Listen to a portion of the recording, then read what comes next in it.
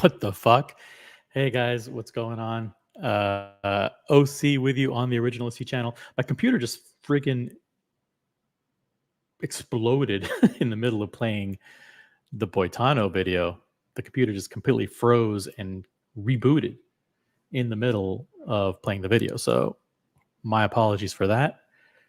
And my computer just decided to start downloading like Windows 11, like for no reason whatsoever. So I'm not quite sure what's going on. Not sure what's going on. But hey, it is Wednesday, May 22nd, OC channel. What is going on? I want to do a quick stream. Today's pool day for me. It's already 80 degrees and sunny. Went to the pool place this morning. I've got the shock and the pH balance and all that stuff. So everything's good. Called the pool company. They're going to come and check out the chlorinator, make sure everything's working. So listen, first world problems. First world problems. It's going to be a great day by the pool. And I got a couple calls, but we're gonna prioritize me time today. And me time includes kicking back by the pool. We've got Peter Richard in the house. Hello, Peter.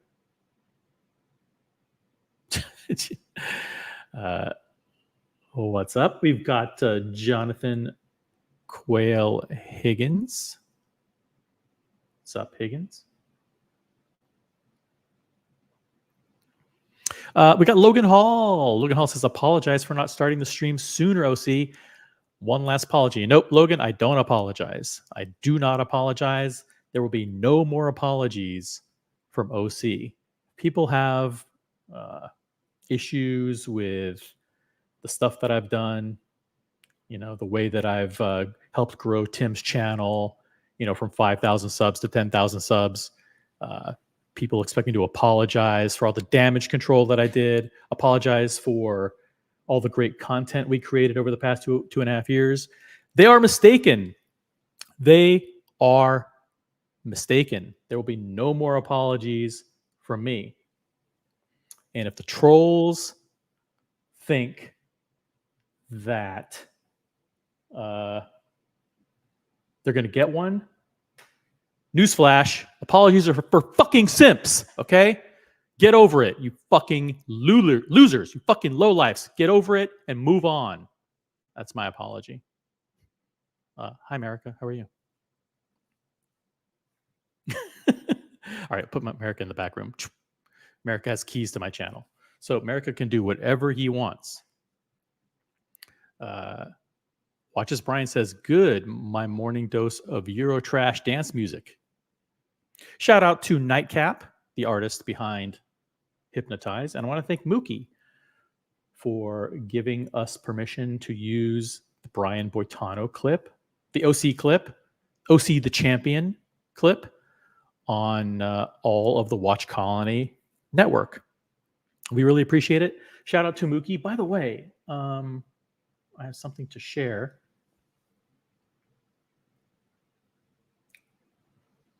Real quick.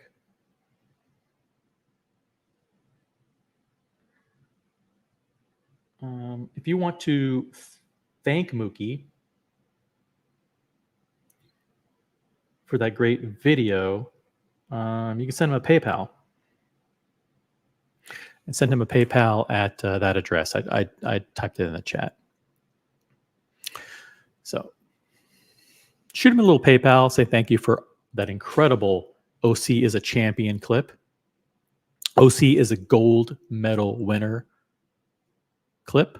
Love the video. Always have loved it. And I really appreciate now having permission to play it on my channel. Oh, cool. We have another clip too. Mookie graciously gave us permission to play another clip too. So that we can play on the Watch Colony channel or any of the other network affiliated channels. Cool. All right, let's get to the rest of the chat. I want to say hi to every single person in the chat. And that includes the fucking legend, Mathis 2.0. Let's go. It includes another member of the Florida crew, the North Florida crew, BW. I understand there's a Florida meetup happening today. I think it's today. 4 or 5 or 6 legends in Florida are getting together. Where will they park all the Ferraris? Will there be enough valet guys to handle all the Ferraris? Peter gives me a 10 out of 10. Thank you very much. Ice skating, is that is that scored on a 6 scale or a 10 scale? I can't remember. I thought it was a 6.0 scale for ice skating. Let me know in the chat. Who else do we have here? We have Gilden. What's up, Gilden? Gilden's an interesting person in the chat. I've seen some of his comments and his questions are interesting. Cam is the future. Maybe this is Cam's troll account. Cam is the future of a different channel. And if you like Cam, there's another channel that features him as the main panelist. And if you like that, hey, if you like Cam and you think Cam is a great panelist, then you have someplace to go. OC's computer pulled and Nathaniel ooh, yeah. If you want to go back to the Watch Colony channel live stream from yesterday for some interesting stories there. Nathaniel one-upped me. Wednesday? Yeah, today is Wednesday. Yep. Boston Collector forgot what day it is. It's Wednesday. That's funny. Did you really think it was a different day? Otto's in the chat. What's up, Otto? I'd like to take this chance to apologize to absolutely nobody. The double champ does whatever the F he wants. That's right. The gold medal champion, OC, is no longer apologizing. The apology tour is over. And listen, I do not apologize for standing by my friends. I do not apologize for attacking the low IQ trolls.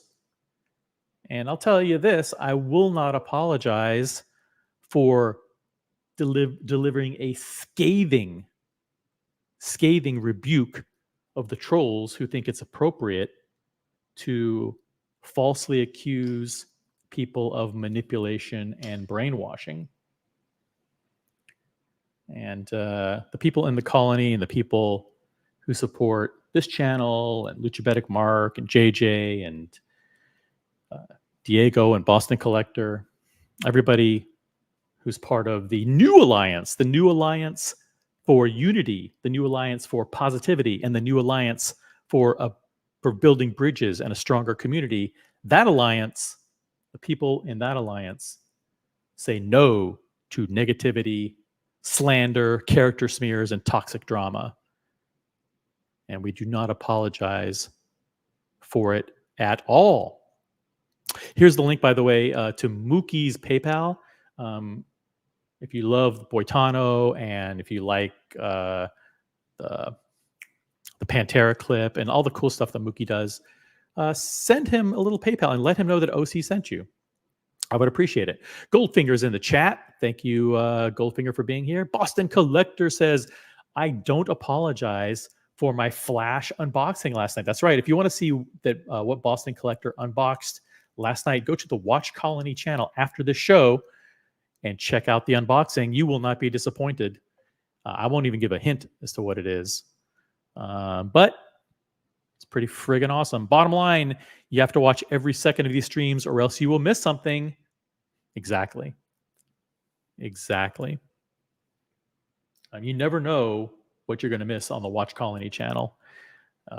So try to watch it live. If you don't watch it live, make sure you watch it the next day because it might go members only. We don't have members. We're not monetized. But it's okay. That's a YouTube channel. I'm not sure what the YouTube channel is. Thank you, Otto, for whatever that is. If that's the link to Mookie's channel, thank you. Yeah, 6.0. See, ice skating is judged on a 6.0. Hey, I want to thank Trading Profits. Simps be damned. I say simps be fucked. How about that? Simps can fuck themselves if they think they're going to get apologies from us. The time for apologies is over. We're no longer apologizing for anything. We didn't do anything wrong. We're not the ones, I'm not going to go into the details, but listen. Someone who actually does deserve, does have, we really do need an apology from some people, and this is one of them. Jonathan Quayle Higgins. Hello. Who should I apologize to? There's a long list. There's a long list of people you've wronged. Okay. Apologies. Listen up. The time for apologies is over. Listen, if you don't have thick enough skin to be able to take a little bit of ribbing and a little bit of trolling, and you have to, OC needs to apologize. OC needs to repent for making Tim so successful. OC needs to come clean for all the great politics that he did for Tim and how he did damage control and did such a good job. Fuck you. How about that? Fuck you. I'm not apologizing for anything. How's your afternoon going, Jonathan? Oh, quite well. It's raining like crazy. I just returned from the beautiful city of Hamburg, where I spent the last 2 hours checking out some watches, and I'm conflicted if I should make a show out of that and make a fool of myself, or if I should just keep my mouth shut. Well, if you open your mouth, you're bound to make a fool of yourself. But I say go for it anyway. Go for it. So take a guess which watch brand I was checking. Well, you were in Hamburg? Yep. Let me see. Glashütte Original. No. Well, we could rile up Brian a little bit by talking. You could rile up Brian. Yeah. A good friend of mine. We do a flex war every morning. Like I send him a pic of what I'm wearing. He sends me a pic of what he's wearing. And he sent me a pic yesterday or 2 days ago of Glashütte Original, and I was wearing I had a bluesy, right? And then so he's like, tie. I'm like, no, it's not a tie. I fucking crushed you. He's like, no, this has a big date and as a moon phase. I said, I don't give a fuck. It's like Rolex better than Glashütte Original. If it had like a fucking perpetual calendar or something, that'd be one thing. But it's a fucking steel Geo with the big date. The one that there's a fucking complete ripoff of a Longa one, right? It's okay. Panomatic. Be careful with your comments. I mean, you just apologized for shitting on FP Journe. Now you're doing the same mistake by shitting on Glashütte while knowing no, but I'm not apologizing. GMT has this particular watch, so be careful. Well, I'm sure it looks be a little great bit sensible. Okay, I'll try to be sensible, but I don't. The era of apologies, Jonathan, is over. These trolls need to get on with their lives. This is nice looking, though, I have to admit. Do you think that will keep Brian going a little bit? This kind of reminds me of a mix. This is kind of reminds me of a Blanc Pond a little bit. I hope the Blanc Pond people don't. Yeah, no crown guards. No crown guards. Can you see that? Yeah. By the way, I just want to quickly just run through some of the people in the chat, if that's okay. I want to thank MJ for being here. I want to say hi to Macallan Drinker. No Mercy and no apologies. Thank you very much. I want to say hi to Rose. I am sincerely sorry that some people don't suck. Just suck. Truly, I am. Just suck, not don't. Really, people. Oh, okay. So, okay. All right, let's start over. Backtrack. I'm sincerely sorry that some people just suck. Truly, I am. Thank you. Finally, third time was a charm. John D. I love John D. He's a great guy. Good to have him back in the chats, back on the streams, watching content again. Hey there, gents. How is everyone? We're fucking great, John D. Thank you for being here. Let's see who else we got. We got a lot of great people here. That's it. And we have Ryan Singer, who reminds everybody to upvote the live stream. I just upvoted myself, which was number 15, with over 40 people watching this absolute garbage. I expect 25 upvotes. So get to clicking, guys. Click. I mean, you fucked up the beginning. So what do you expect? Yeah, my computer completely I think it was the Mookie video requires so much video processing or whatever that it's just like. You realize the problem is not the computer; it's the person that's sitting in front of it. Yes, operator error, definitely. I want to say hi to Gonzo Jamie. The only person that sucks around here is Higgy. I can't wait to catch up with Gonzo Jamie the next time I see him. And I hope I see him soon. He always brings the fun to wherever he goes. This is a guy who doesn't give a shit about feuds and sides. He goes to Vegas, he goes to New York, he goes to Japan, he goes to Dubai, he goes to Israel, and he's going to London. And yeah, but Jamie has a massive ego problem because he owns only the second best world timer. why is it second best? Because it's only the second best, and he can't get over that fact. I like Gonzo Jamie. As a matter of fact, Gonzo Jamie, as far as I'm concerned, is so cool. He's becoming a standard moderator on the original OC channel. So congratulate Gonzo Jamie for becoming the newest moderator. Hey, on how the channel. about me? I mean, you're begging me for giving out wrenches like candies, but I'm not having a wrench on your channel. What are you talking about? You don't? Okay, fine. No. Here. There you go. Jonathan Quayle Higgins, moderator. Ooh, no, guys, watch out. And remember, the number one rule of a moderator is don't do anything. Okay. Fuck. Jamie already timed you out. Jamie, Oh, don't fuck. time people out. Jamie. How? Don't make me take away the wrench, Jamie. So you gave Jamie a super wrench and me only a normal wrench. Is that correct? No, you have a regular How can wrench. he And he has a time me regular out wrench. when you gave me a wrench? Because it was before I gave you the wrench. Okay. It was in the 5-second interval before I gave you the wrench. Gonzo Jamie, that wasn't nice. It was only 60 seconds. It was only 60 seconds. Okay. Fine. Yeah. I'm gonna survive that. All right, Gonzo Jamie, your wrench has been restored. Don't use the wrench, guys. That's the temperament. Your temperament is being judged by your ability to use restraint. And never time people out. Just remove the comment. Let's see. What's going on, Mathis? Yeah, what's going on, Mathis? I wish I could fly to Miami tonight and be with the crew. That's what I'd love to do that. That's gonna be awesome. Is there a crew meeting tonight in Miami? Oh yeah, in Miami. There's a big 6 people are getting together at the Miami community. Okay. Is Mathis part of it? Oh yeah, he is. Yes, he is. Okay. Mathis is an essential linchpin of the Florida crew. I want to say hi to Alex in Los Angeles. Spicy Wednesday morning. Hello. Did I say hi to Whole Milk already? Whole Milk is in the chat. What's up, Whole Milk? By the way, I saw your comment earlier about the Hodinky article. Let me see if I can find that.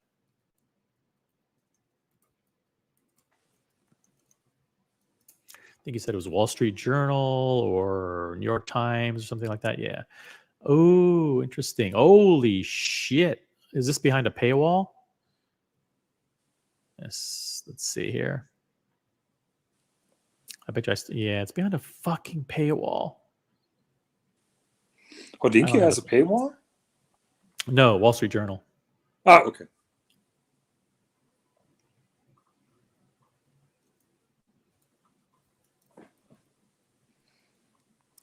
Let's see what we got here. Let's see if we can get around the paywall. Mathis is demanding that I bend the knee. I mean, do you have an idea? When I bend the knee, I have difficulties to stand up then properly. So not going to happen there. Mathis says he's the leader, but no. Boston Collector says Jeff has taken over as leader of the Florida crew and has begun merger negotiations. Yeah. That's right, merger, because Jeff is part of 2 crews concurrently. He's part of the Boston crew and the Florida crew. And finally, a sensible leader, I would say. I mean, Mathis, come on. Yeah, Mathis is cool, but ultimately, the person with the most incredible collection and the biggest 80 chops has to lead the crew. And by the way, crew is spelled C-R-U, you with the umlauts, E. Thank you. Okay. Yeah, okay. That's how we spell crew here.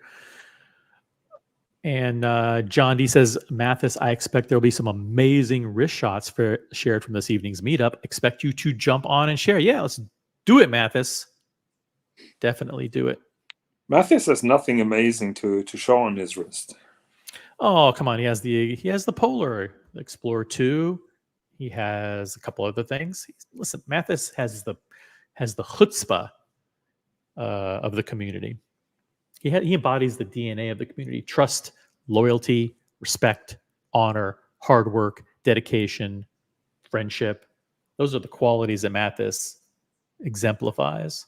Yeah, totally. I love Mathis, and I have a standing invitation when I'm coming to Florida. Mathis will pick me up and be my bitch. So I'm looking forward to that.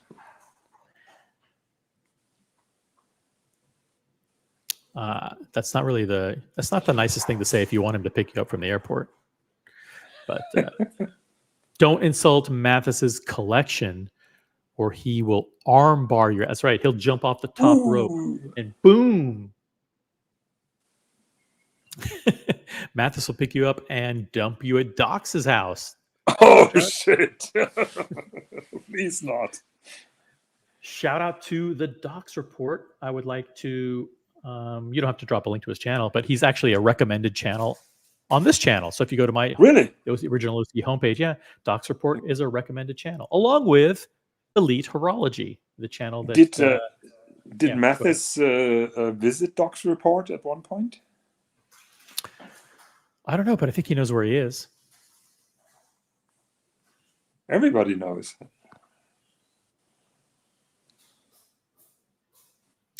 Hello, Eddie's Guide.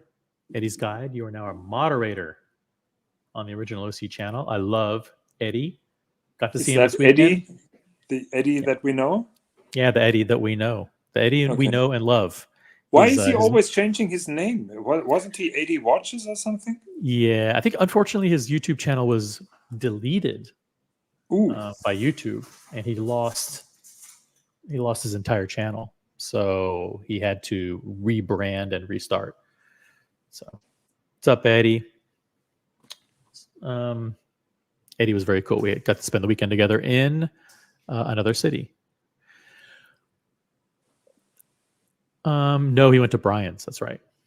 So he doesn't, technically he doesn't know where Doc's Reports lives, but wink, wink, he does. All right. That's the show. That's it. Good show. Okay. Thank you very much. No, I don't know. Is there anything going on you want to talk about? If anybody in the chat, by the way, wants to ask any questions of Jonathan or me, or by the way, if they have an issue for which they think I should apologize, jump on the panel. Don't be a little bitch, okay? And go on other streams and do the name calling and the complaining and the whining and say, well, OC, he needs to repent for everything that he did to make Tim so successful. And he needs to apologize when Tim did this and Tim did that. I don't apologize for anything that Tim did. Don't apologize for anything that I did. But obviously I stand with my friends. You know, I don't condone the actions of, certain people and certain, things that they did, but I'm not apologizing for it.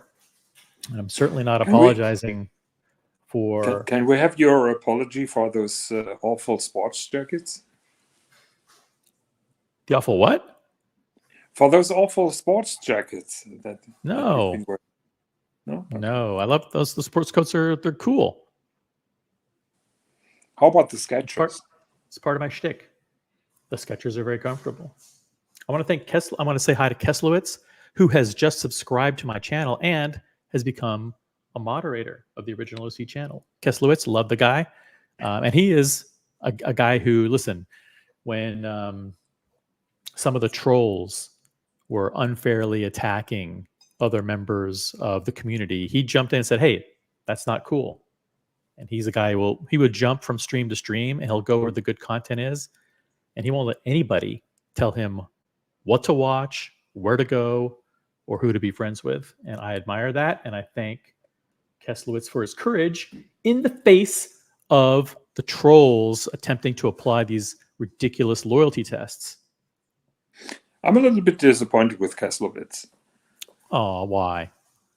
I mean, he was exploratory shopping, aka tire kicking, on virtually every imaginable brand, and then he's ending up with that totally uninspired comic 5212. I mean, he was playing it very safe and very boring. I was expecting far more from him. I was hoping that we have new and fresh blood in the community, and he's just copying Tan at the end of the day. No, listen, I like the 5212, but more importantly, I think Keslowitz has very good insight into the industry and the different brands, and especially Patek Philippe. And I think that's why you're a little bit jealous, because he's such a strong supporter of Patek Philippe over Longa, and he's actually quite knowledgeable, and he's very influential. I think between Tanzil and Keslowitz, that tag team will sway a lot of people to reconsidering or considering Patek Philippe over Longa. And I think you're just bitter. Oh, okay. I apologize. Okay, don't apologize. No more apologies. Okay, No more I take apologies it, I allowed take on that this. back. I take that back. I'm No fearing retractions. No I'm retractions. I'm Don't fearing retract for my anything. favorite brands being rolled over by the guys in Geneva who are just sitting lazy on their fat asses. Yes. Lazy. By the way, I want to say hi to Mookie's in the chat. Mookie, we dropped the link to your PayPal earlier, and we dropped a link to your channel. I want to thank you for giving us permission to play the OC is a gold medal champion clip here on the original OC channel and on the Watch Colony Network. And I want to thank you for giving us permission to use Pantera. I love the Pantera clip. And listen, if there's anything else that you want to share with us, please feel free to share via the appropriate channels, and we'll continue to promote all the great creative work that you do, and we appreciate it. So shout out to Mookie. Mookie, by the way, is a moderator on this channel. That's how much I trust Mookie. So we're building bridges. We're making the community bigger. If there are 2 or 3 fucking trolls who think that they're going to apply loyalty tests and say, listen, well, this person can't come on the panel because he's toxic, and this person can't come on the panel because he's this, guess what? You're going to be left behind. And listen, people are going to see through your narratives. People are going to see through your bullshit. And the people who want to make, this whole community bigger, stronger, more fun, those are the people. We're the overwhelming majority, the 99%. We're not going to let the 1% stand in the way. So if you consider yourself a positive, constructive, unifying member of the community, great. That's awesome. We're on the part of the winning team. If you consider yourself, if you find yourself always making negative comments or trying to tear people down or call people names or make up fake accusations about people and character smears, then guess what? You are a low IQ troll. I'm not calling you that. You just are it. You're nothing but a low life troll.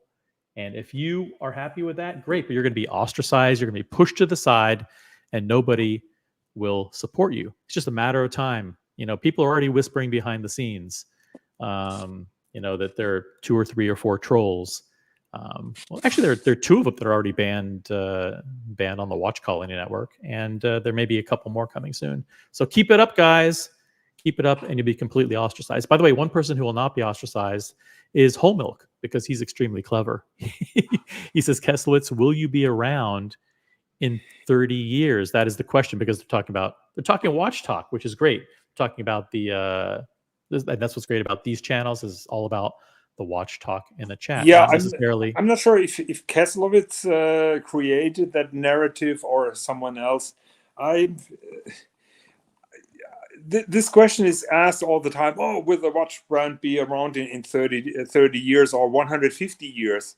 But I have probably 20 more years to live, and I don't give a fuck if anyone who gets one of my watches can service it or not. I'm wearing them, I'm enjoying them, and I don't care what happens in 20, 30 years. I'm having fun now.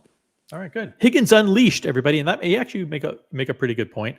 I mean, I agree with Keslowitz in a sense that listen, I almost went Grunfeld or Laurent Ferrier, but he wanted to go with a brand that was going to be around. Maybe the way I would phrase it is, the way I look at it is, I want to be with the brand that is. If I'm going to buy one dress watch, I'm going to choose the brand that is the most iconic, the most respected, the most collectible. And that's Patek Philippe. Sorry, it's not Grunfeld, it's not Laurent Ferrier, it's not Rechepi, and it's not Lange either. Although they make good watches. I'd love to have a Lange, but if I'm going to choose one watch, it's going to be Patek Philippe. And sorry, Jonathan, no apologies. Oh, I feel so bad, but in all honesty, I'm having somebody who wants to meet here. Can I come back in 15, 20 minutes? Come back whenever you want. I may be out on the air, I may be off the air. You never know. But if Yeah, anybody so else wants to jump on, give you a hint. I give you a hint about the watches that I checked today, and then you can throw eggs on me, and I'm leaving. Okay? Sure. So after popular request on Elite Horology, I was checking out Leica watches today. Leica. Will that be the downfall of my channel, or will it bring a different angle? Oh no, I think the door rings. I have to go. All right, see ya. Okay, bye. I just dropped the link in the chat, and the other thing that I'm going to do is I'm going to pin the link if I know how to do that. Let's see. Boom, pin. All right, message pinned. Excellent.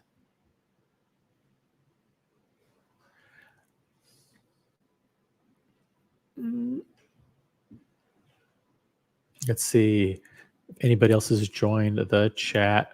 Yeah, we got Frank James here. Frank James is in the chat. We got Lolex. Yo. What's up, Lolex? Good to have you with us.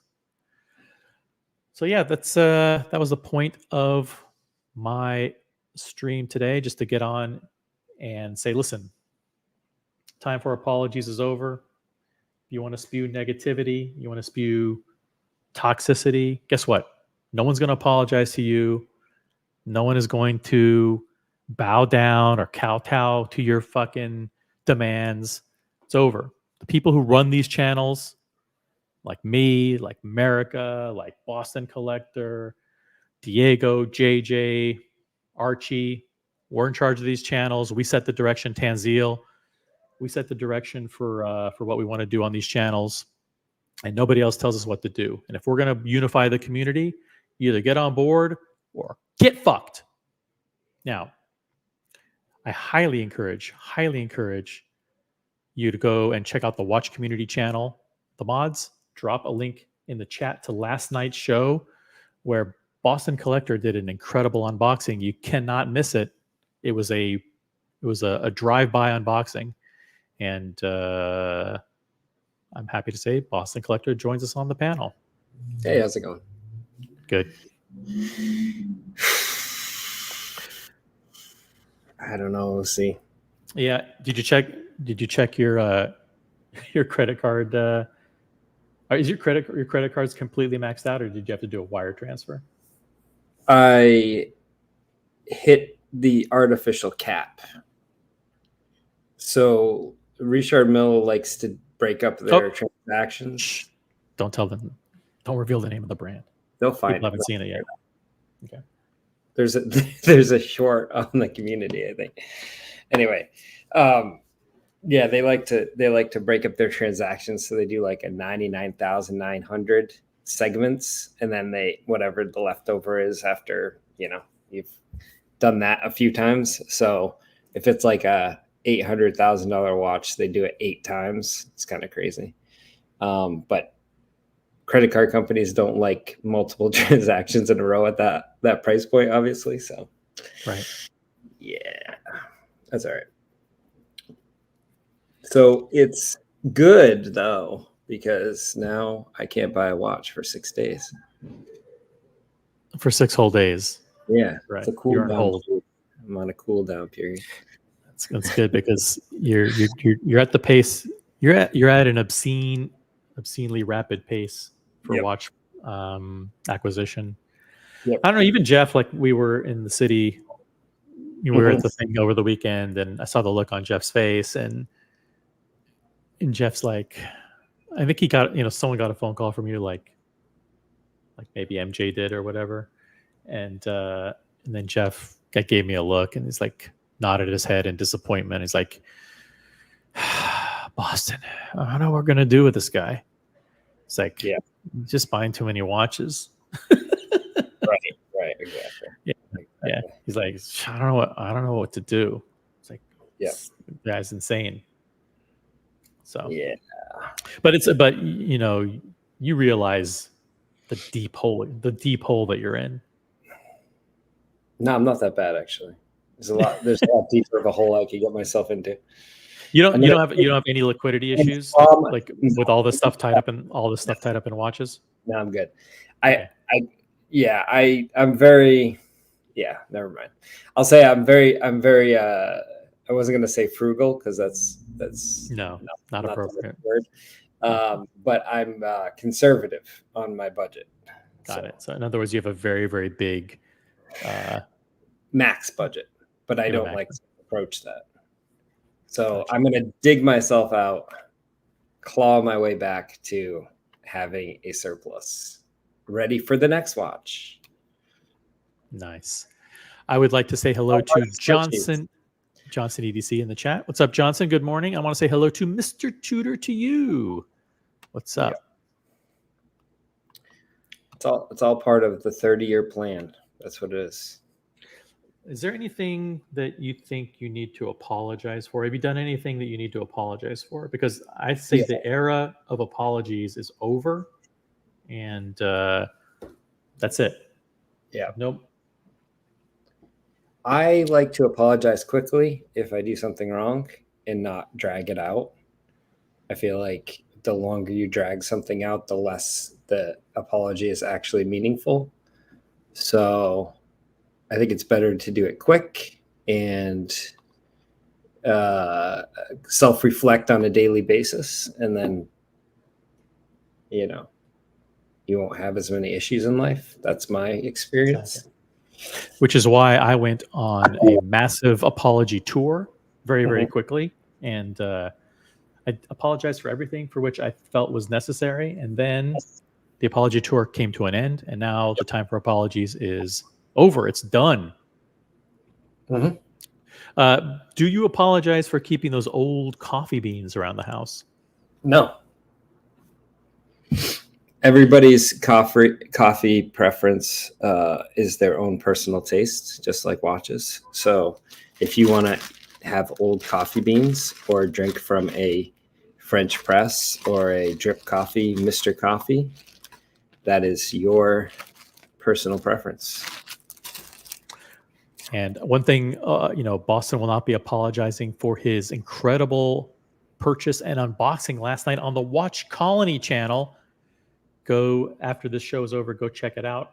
You might have to skim through some crazy stories about different stuff, but it was a surprise. If you skim too much, you might miss it because it was a drive-by unboxing. I mixed it with hype gear. Yeah, hype Cactus Jack apparel, which was the actual unboxing.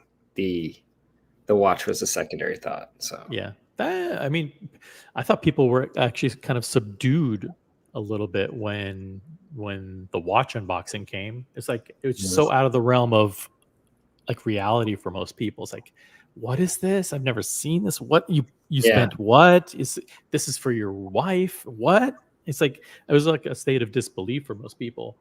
Mm-hmm. Yeah, you get to a point where you're like, you just have to make a decision. It's just life is full of decisions, and you choose the path. It's choose your own adventure in the watch space. So you get to a crossroads and you say, I can either do this or not do this. And we've all made those decisions. The thing I think is you have made. I know you were always considering, like, listen, with AP, Patek Philippe, or Richard Mille, you know, there's finite resources. There's caps on budget, as you said, Mhm. and with the requirements to be along the journey with them, there was at one point I thought you were considering, like, listen, I can't do all three. I can't, you know, but it looks like you're doing all three. I mean, right? Have you basically said, listen, I'm good at this. I'm in the journey for all three brands. Listen, I'm gonna go for all three. Well, I really have 5, so I'm very selective of which brands, but Okay, Rolex. so the other one is FP Journe, which you haven't purchased one yet, but you know your goal is to. And what's the fifth brand? And then Rolex. Yeah. Oh, Rolex. Okay, got it. What is there from Rolex that you want? Like What'd you say? What is it from Rolex that that you haven't been able to obtain? I have not gotten a Steel Pepsi. I have not gotten a Panda or a Steel Daytona. Oh, wow. Okay. I have not gotten a Platinum piece. Okay. Platinum Day-Date should be pretty easy if you want that, but you probably want Platinum Daytona. I don't know what I want from Rolex right now. Yeah. So we'll see. I'm trying to think. Oh, Titanium Yachtmaster. Of course. Yep. Good one. Although I feel a little bit less like I need that watch after the AP now. Feeling a little bit like that might be a little redundant. You have the vintage Coke, correct? I have a vintage Coke, yep, and the vintage root beer, but not a vintage Pepsi. Not a vintage Pepsi. Gotcha. So you'd like a Pepsi though. So what was that? Oh, you have the Meteorite. Yeah, you have the Meteorite Pepsi. Yeah. Yeah. I mean, the Steel Pepsi, that's so unnecessary for you. Speaking of unnecessary, Jonathan Quell Higgins is back. What's up? Thanks for the flowers. Have you ever been on a panel with the esteemed Boston collector? No, I haven't, as far as I remember. Hi, Jonathan. Hey, Boston. Mr. Tudor to you, by the way, says, I'd like to apologize for hoarding Tudors. I'm doing better, almost. Yeah, he has too many, but he has a good collection. He has a really... There is no forgiveness for hoarding Tudors, as far as I'm concerned. Does he have more than Carolyn? No. Carolyn has 9. So yeah. So there you go. So he's not that bad, but he has good ones. Yeah, Mr. Tucci has good ones. He came on the channel. He came on the Colony channel the one time. He had a very, very nice collection. Yeah. John D says Boston Collector needs to apologize for hogging up all the good watches. Yeah, he gets them and you don't. That's tough. I'm gonna apologize for that. You know, honestly, I haven't. Me personally, I don't think I've hogged that many of the good watches. Like I think I have the John Mayer and I have the Meteorite Pepsi, right? But most of them are like, you know, cookie cutter Rolex, or the APs aren't crazy yet. My wife has a better collection than me, that's for sure. Mm-hmm. Yeah, your wife has Rolex, AP. It's not like I'm buying. I've never bought multiples except for one time because I was giving one as a gift. Got it. Root beer. But you do have some. I mean, you just because you have purchased some things that are very, very exclusive that not anybody gets offered. Like, for example, the Carnelian dial Day-Date. You know, so I mean, you do have some. I would consider that heavy hitter. Yeah. I wouldn't say I'm hogging though. Like I think of hogging as like you go into 6 Rolexes and you ask for 6 Pepsis, you know, yeah. and you've got 4 sitting in a safe. Like that's like what do you do? You know, that's much different than asking for different watches. And I've turned down watches that would be a duplicate, but I don't ask. I don't ask for the same watch across multiple. John D says, let's grab some perspective. Boston Collector, you are Team AP. So it's like winning the Super Bowl and then being asked which flag football trophy you want next, being Rolex. Well, he likes Rolex. I like Rolex too. Rolex is part of they're in the top 5. Yeah. I mean, yeah, it's not, I don't know. This is, I think that sometimes we get too into like, which brand do you love? It's like, well, every brand, I like some of their watches and I hate some of their watches. So I don't know that you need to pick a brand. I think you can just pick watches. And I think the brands try to push it like that sometimes, or collectors try to push it into one brand, but I don't think you have to be tied down by anything. Lolex, hello. Hello. Good morning, everyone.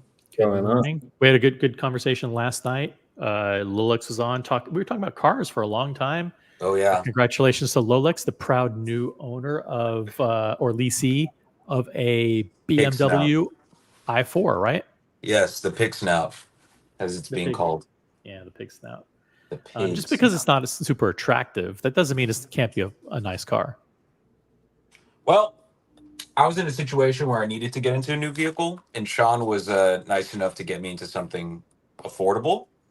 And yeah, you know, I have no complaints. It's nice. So you manipulated Sean and abused your relationship with him to get a unfair sweetheart deal on a BMW lease.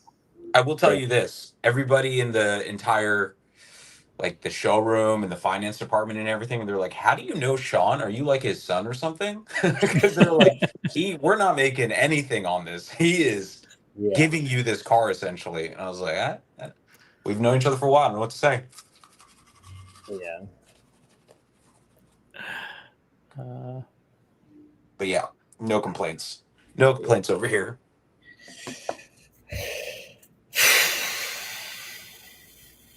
I don't know. Everybody, you know, it's funny, the comments, because no matter like how much you buy in watches, people want to always turn anything that's like popular or above retail into like, you're going to lose all your money, or you're just in it to make money, or like, why can't you just enjoy a brand and enjoy watches and be on a journey? Is that a bad thing? I don't know. It just sometimes it like doesn't make sense to make money in the hobby, in the watch hobby. Well, it's like, can somebody make money on a Longa? Yeah, you could buy it secondary. The price goes up a little bit, and then you sell it. So are you doing it to make money? No, of course not. Right. But also, like, Patek owners, they might like dress watches and buy a ton of dress watches. And then the AD says, here's a Nautilus. And you're like, I don't really like the Nautilus, but hey, it's, you know, it's a good value. I'll try it out. And then you sell it and you make money on it. Are you now a flipper? No, it's just part of watch collecting. You're going to lose on some, you're going to win on others. If you enjoy the journey, that's all that matters. I could lose every single cent I've put in watches and be fine. But the likelihood of doing that is low for any watch, right? So I think that people get too, like, okay, if somebody makes 5,000 selling their watches, but they have 300,000 in watches, are they making money on watches? No, they're not. Right? Is it like that in every hobby though, Boston? Like in everything from like shoes to watches, or not watches, I apologize, shoes, cars, everything. People buy stuff. Wine, whatever. It's like you put your money into what you want to, and can you put more money, or could you get more value out of certain watches? Yes, absolutely. Like if you put money in certain watches, you're going to get more value out when you choose to sell it. But at the end of the day, like it's about the journey. And do you want to put the money into that watch versus another watch? Is that going to make you happy? It's all Well, up to you. yes. Listen, that's what I think a flipper is somebody that's just buying these watches to flip and they're not buying other watches. That's a flipper, in my opinion. But if you're buying a watch, you try it out, you go, you know what? I don't love this as much as I thought I did. You sell it, you make a profit, and you buy something else. That's not flipping. That's You're watch. you're just collecting watches. It's Yeah. like that in every hobby. Everybody does that. And who cares? Who Yeah. cares? Also, at the same time, who gives a shit? You know what I Yeah. mean? Like, is Buckley? Would you consider Buckley a flipper, even though he's been through so many iterations of watches? I wouldn't, because he's still buying watches, Mhm. right? Yeah. I wouldn't call him a flipper. Yeah. And people That's what other people are saying. collect art, right? People collect art, or they collect vintage watches, right?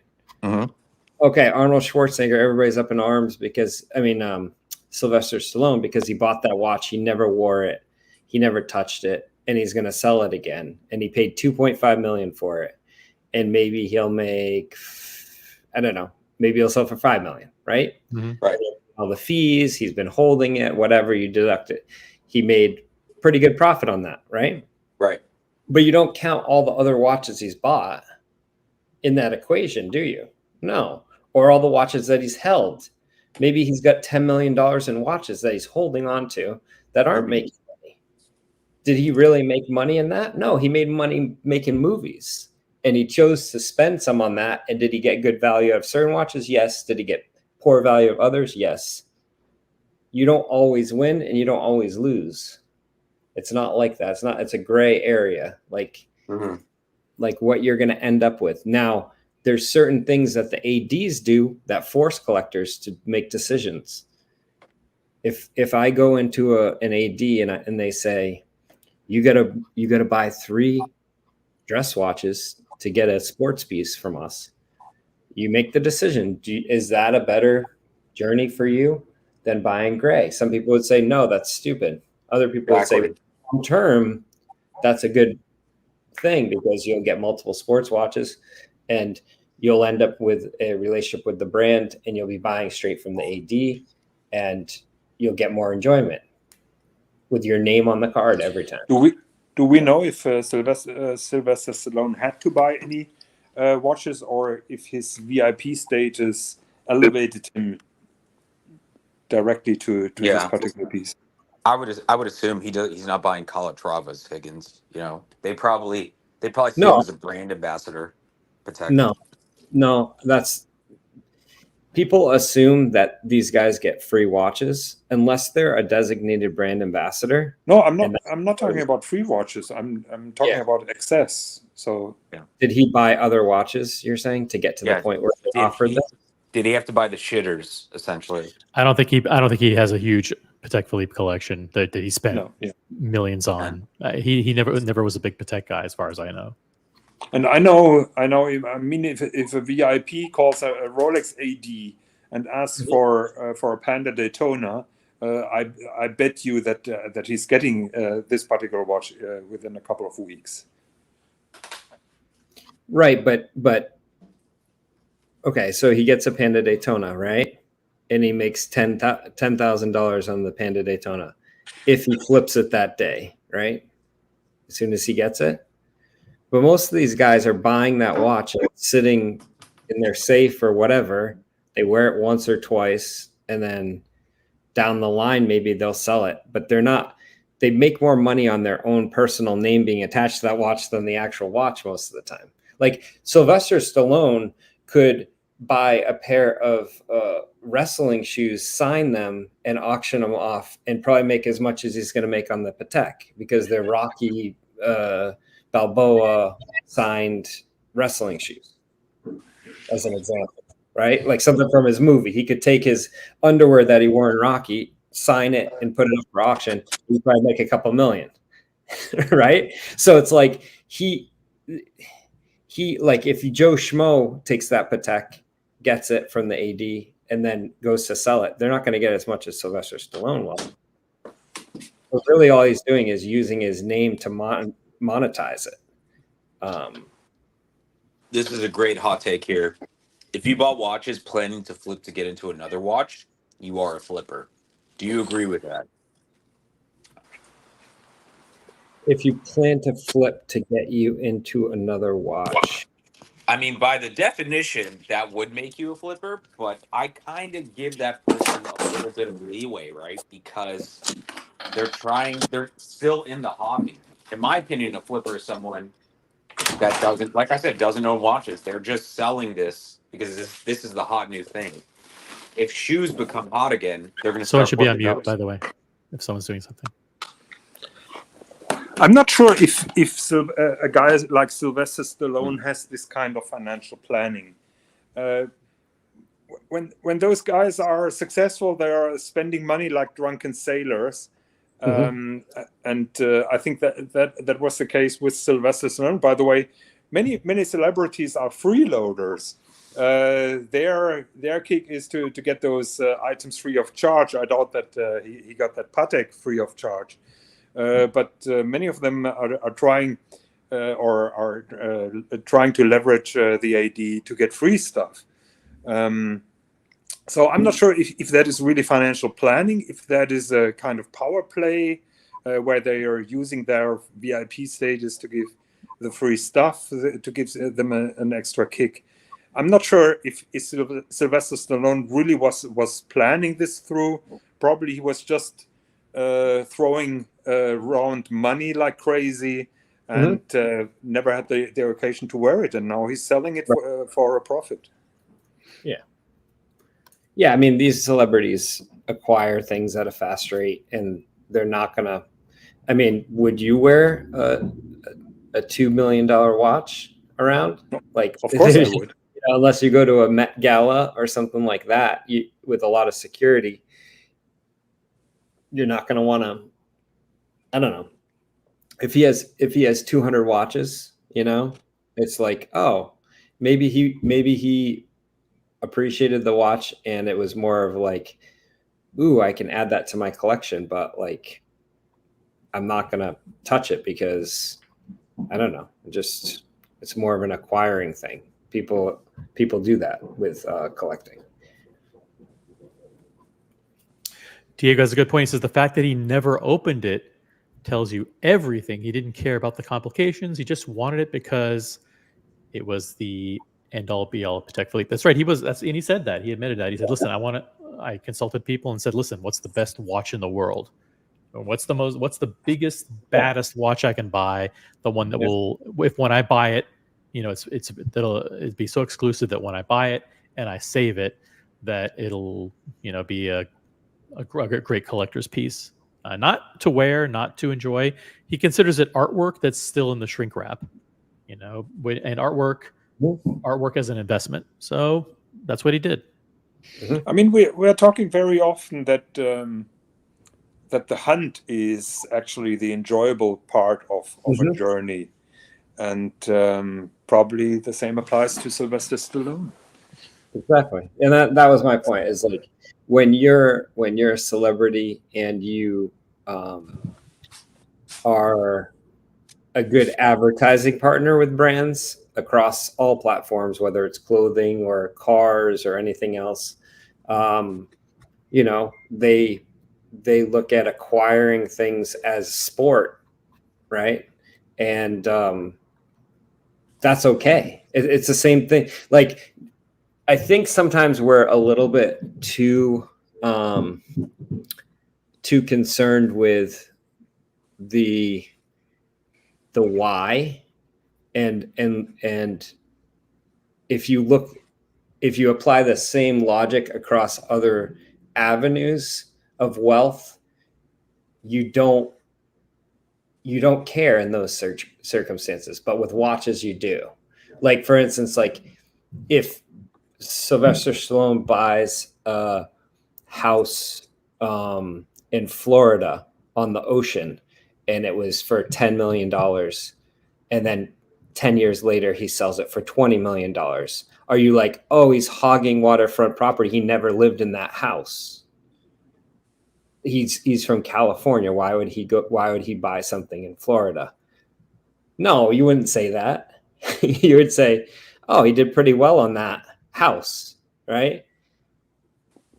Yeah, and there are countries where celebrities lost a lot of money after buying a piece of real estate and Yep. had to sell it in the last couple of months. So Yeah. it can also go the other way around. Exactly. Yeah. You guys curious or interested at all in checking out this article from the Wall Street Journal? And it's apparently about Hodinkee. It says they built a $100 million watch empire, then the market tanked. The website Hodinkee reinvented watch culture, giving luxury timepieces the same air as a pair of rare Nikes. Now it faces a market downturn and accusations of mismanagement. Yep. Expose by the Wall Street Journal. Interesting.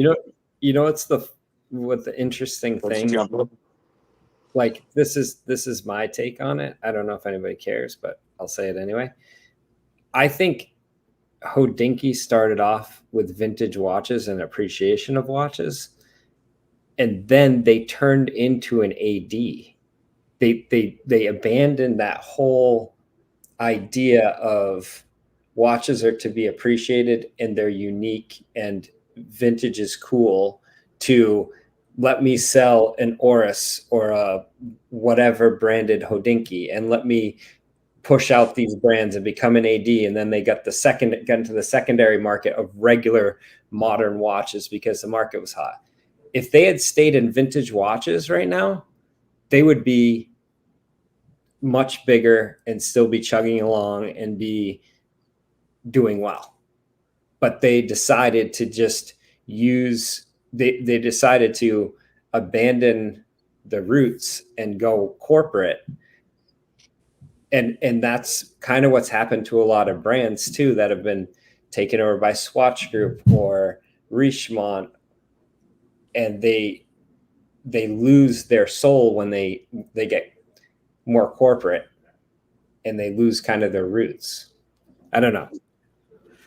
It says here, Ben Clymer, a former project manager at UBS, in 2008 turned his passion for watches into a chatty blog, and it soon became a successful YouTube series. He had a print magazine and was hosting champagne-filled parties with Omega and collaborating with John Mayer on collectible watches.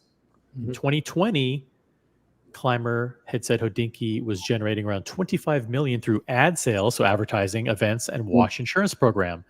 The next stage was driven by a question: would people who read about 50,000 watches on Hodinkee then buy them there too?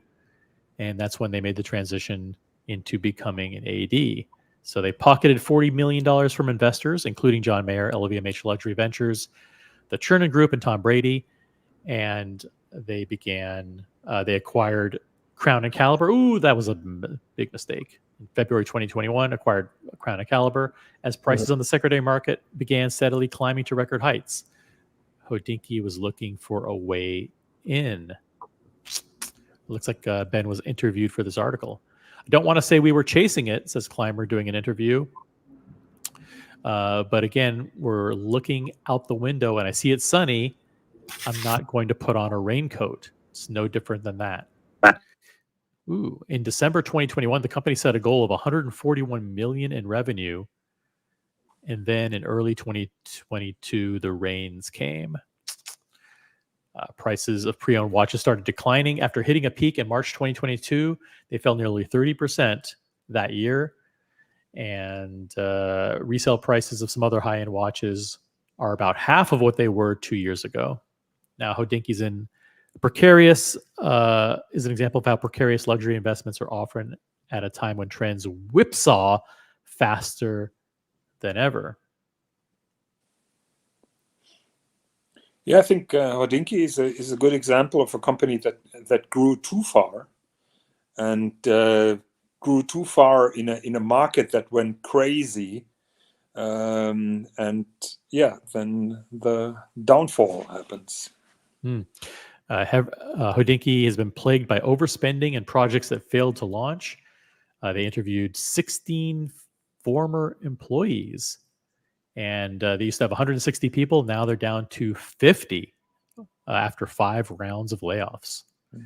Revenue has declined to 70 million from 100 million in 2021, so down 30% over last 2 years, and it hasn't been profitable for the past few years. I don't know if there's much hope for this company.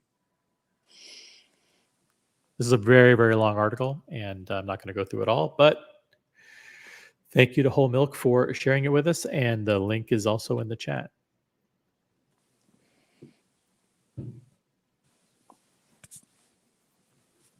Link for Climber. Link for Climber if you wants to jump on and talk about it. Link is pinned in the chat.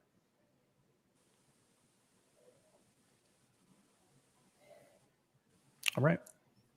Anything else?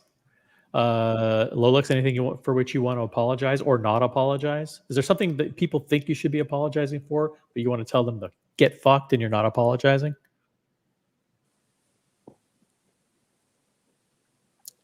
I think Rolex is gone. Oh, he left. Yeah. All right. See? Well, don't apologize for that.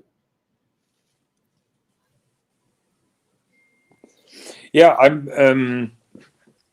I was starting together with Ben Clymer right at the beginning, and I enjoyed the enthusiasm.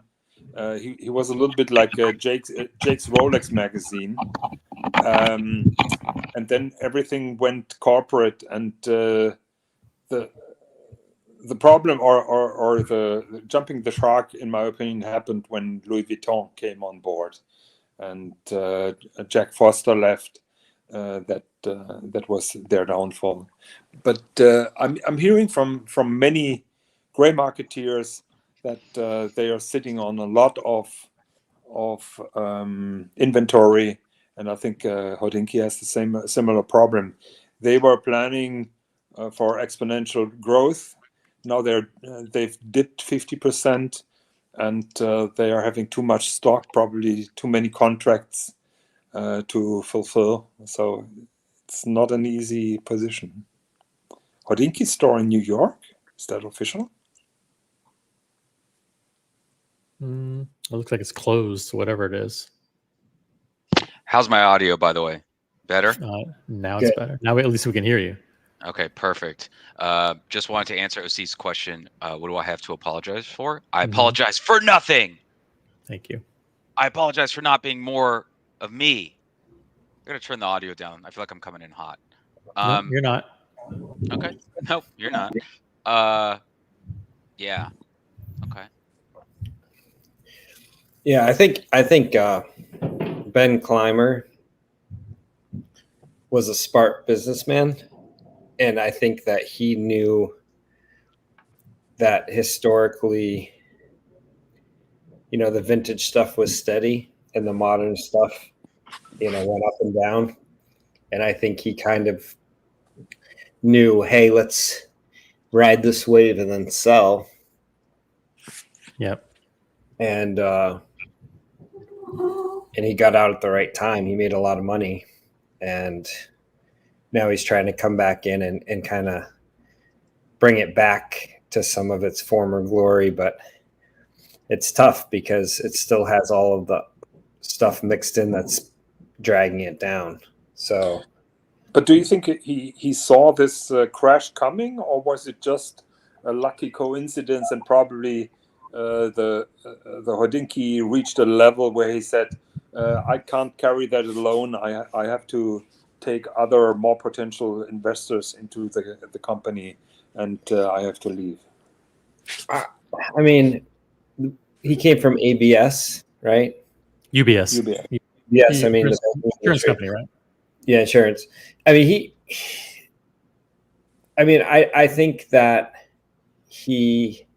most companies do this, right? They kind of have a run up. Things are going good with the business. They have money. They hire a ton of staff. They, acquire other companies. They grow it really big, really fast. And then they're like, man, we just had a big run up. Let's sell this thing. Right. That's kind of the natural progression that a company that's doing well does very few times do they build up this big company, hire all these people, and then just kind of like sit back. And you're seeing it now with like a Tesla, right? Or some of the Silicon Valley companies, Google and stuff, have had to like lay off some people after a big run up. And, you know, there'll be another big run up in the watch industry. I'm pretty confident of that. It's just because I think that the base layer is there. Same thing with whiskey or wine or art or luxury vehicle, anything luxury. It's just natural that things are going to get hot when there's more money in the market, and economic things are doing well, because at the end of the day, wealthy people want the best and they want to spend their money on something. They have enough zeros in their bank account and they want to spend it. Now, how they allocate that is a determination of how they spend it, but there's always going to be a market for the top of a good, and the watches that you see that are at the top do the best. By the way, I've intentionally kept this photo here. It zoomed in. Love it. I zoomed in intentionally. Just is this what was the downfall of Hodinkee? No socks. I've always wondered that, and I've asked if you like people that wear loafers with no socks in them. I was like, No. so do you just throw away your Rolex. shoes? Lolex, it's symbolism. It's a metaphor. It's Of what? it's did they you know, did they get too big for their britches? Did they go too douchey? Did they go too corporate? You know, this picture says it all. This picture exemplifies exactly what happened to them. Right? What they did that is so bad is that they took a pure thing like watch collecting, especially vintage watch collecting, was such like a close community and very much like an appreciation, and then they like corporatized that, and that's where it's like, it's almost like you're taking all of this like appreciation and then you're adding it, not to single out any watch brand, but like you have a Kermit Oris and you're treating that like a vintage Rolex, trying to put like, oh, this is like an amazing release by Oris. Like, look at the value here. And like, this is a true collector's piece. Like they use language from like the original collecting hobby to sell a new product that is not even close to the same level as that other product. And that's where I think it gets like really, it got really like everybody's kind of starting to see through that and kind of like grossed out by it. I don't know if you guys feel the same way by Hodinkee, but that's what I started to see. And I was like, ew, like don't put another Hodinkee logo on something and then have a hot release and then it sell out and then move on to the next, you know, X brand and then partner with some brand that nobody really cares about. You know, I don't know. It just felt like it turned into that. Yeah. I want to say hi to Christopher Negroni, great moderator in the chat. I want to say hi to Dodger. And I want to say hi to Bruce G. Dodger says something. What did he say?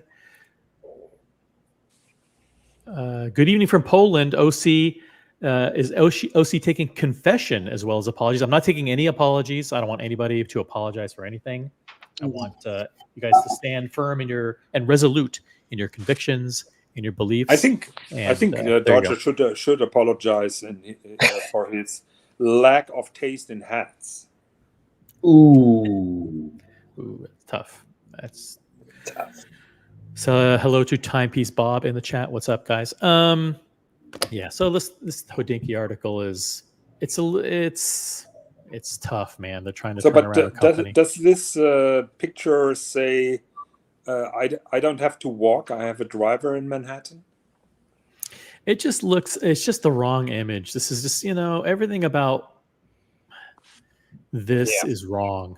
This looks like a guy. It just looks like guys meeting at the Harvard Club. Not to disparage the Harvard Club. Just saying, like, the white pants, the no socks, it's like we took all this money from you guys and we drove the company into the ground with our dumb ideas, and we're smiling all the way to the bank.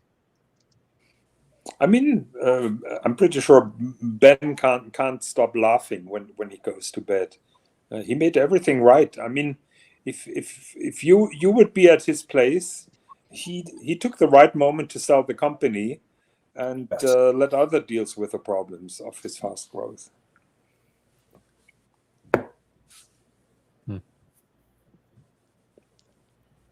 Yeah. Well, Boston, go back to what you were saying about vintage watches. That was really interesting because there's this dealer that's local to me that I usually sell my watches to whenever I'm moving into something else. And I was having a conversation with her, I think it was a couple weeks ago, maybe a little bit more than that. And she was telling me how she's not buying anything modern anymore. She's like, I just buy vintage pieces now. That's it. Yeah, I It's think, more stable. It's more stable. right, because vintage is a set amount, and it Yeah. was much lower. Like you think of Rolex making 1 million watches, that didn't happen back in the day. Like it was much lower production numbers, and you have so many that have been lost or damaged or whatever over time, so it really reduces the numbers. And I think it goes back to appreciation for watch making and brands and coming out with new technologies at the time and kind of the history of watchmaking. I think that's where a lot of the value in the collecting hobby is. And Hodinkee went away from that, and they were trying to make it. It's kind of like I stopped watching YouTube channels at first. Like, people were coming out with YouTube channels and they're like, it's like Teddy Baldessar, and he'd be like, oh, check out Marathon watches. Like, they're actually pretty good value for the money. And, they make a cool watch and they have ties to this. And or Ball, he did the videos on Ball watches in the US and how it was tied to railroads. You're like, oh, that's kind of cool. But then it got to the point where it's like YouTubers for clickbait were saying things like, is this better than Rolex? Or, the best watch you'll ever buy. And it's like a $2,000 Oris. And you're like, what are you smoking? Like, how did you get to, that being the best watch money can buy? It's just clickbait titles, and it's just trying to sell something, and it's just losing the whole point of watch collecting, which is actually digging in and finding the rare stuff, actually learning about the history from 1965 when they were, building the Submariner. Like, what was the reasoning behind that? Why did they need a Submariner? What at the time, what was to flex? It's like on the haters. So I don't know. I just think that there's a group of people that in the last, I started off with the history stuff and actually diving into the history and the vintage stuff for Hodinkee. And then this flood of modern stuff came. And because the market was up, everybody started buying modern. And I think a lot of those people need that original Hodinkee kind of education to appreciate watches again. I don't know. That's just how I look at it. Cool. Hey, big hello to DCNLV, who reminds everybody to upvote the live stream. A Doc and his watch is in the chat too. Hey guys, love the panel today. How about an update on the Fabergé egg? from Jonathan Quell Higgins. How's the egg going, Jonathan? I guess that he's trolling me. The egg is ready. There is no further update. The egg is ready, meaning what's going on? Yeah. Can I get an update? The Like- egg is ready. It has been done. I collected it a year ago, and it's mine. That's the update. There you go. So you have- own a Fabergé egg? No, I'm a big James Bond fan, and I recreated the Fabergé egg that is shown in the James Bond movie Octopussy, and it took me, I think, 9 years of my life to have it finished, and it was finished last year, and Oh my God. that's it. Can we? Yeah. I have so many questions. Is this thing made of precious metals and diamonds and rubies and stuff? Yes, or it is. just purely- It is made out of sterling silver, but people are trolling me, and they want they want me to repeat that story over and over, and then the comments are Fike Higgins with his. He's only talking about his egg, so I'm not sure if I should tell that story again or not. Interesting. Let's But let's it's made out of sterling silver, just like the movie prop. James Bond. Interesting. Okay. Very nice. Maybe I'll buy a Fabergé egg. See 'em Well, on Amazon. there are a couple of millions, the original ones. I saw an auction of picture frames, Fabergé picture frames. I think Sotheby's had that 2 weeks ago, and those go for crazy money. Yeah. This is hilarious. I think there's an interesting thing too that the people are not saying about the watch market. So this whole title on this article, then the market tanked. Okay? The watch market never tanked. The secondary market on pre-owned, specifically modern, really tanked. Okay? Because if you look at the Swiss watch exports and the sales numbers were good. It's the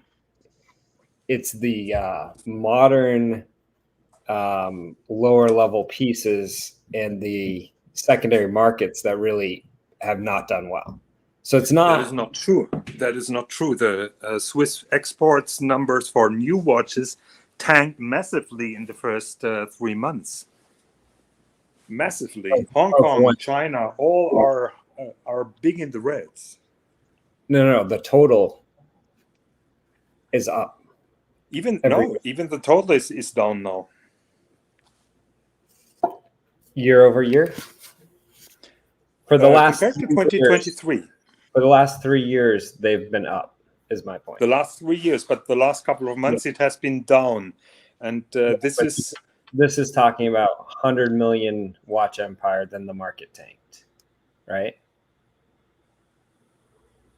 But your point was that it's only affecting the secondary market. I think the aftermath of the market going down will be seen very much in the next couple of weeks and months, also for new watches, because those manufacturers are planning, they are buying material, they are signing contracts, and at the end of the day, this year and next year, they will sit on too much inventory. And the question is, will they discount it to drop it? Will they destroy it? Or what will they do? So I think that the primary watch market is tanking as well. The signs are clear. It's not only the secondary market. Of course. Yeah. Do you think we'll see like maybe a reduction in MSRPs on watches? Like they'll bring the prices down. Rolex, Patek. But Jonathan, if you look at the Swiss watch market, right? The different segments. Are you saying that the sales of across all watches is down, or do you think it's more the lower end watches or certain segments are down.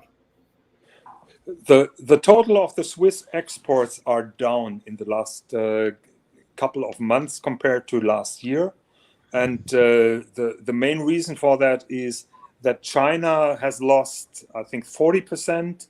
Hong Kong is in the same ballpark. The US are more or less, I think the US have a small gain, but I think all over Europe it's a small minus.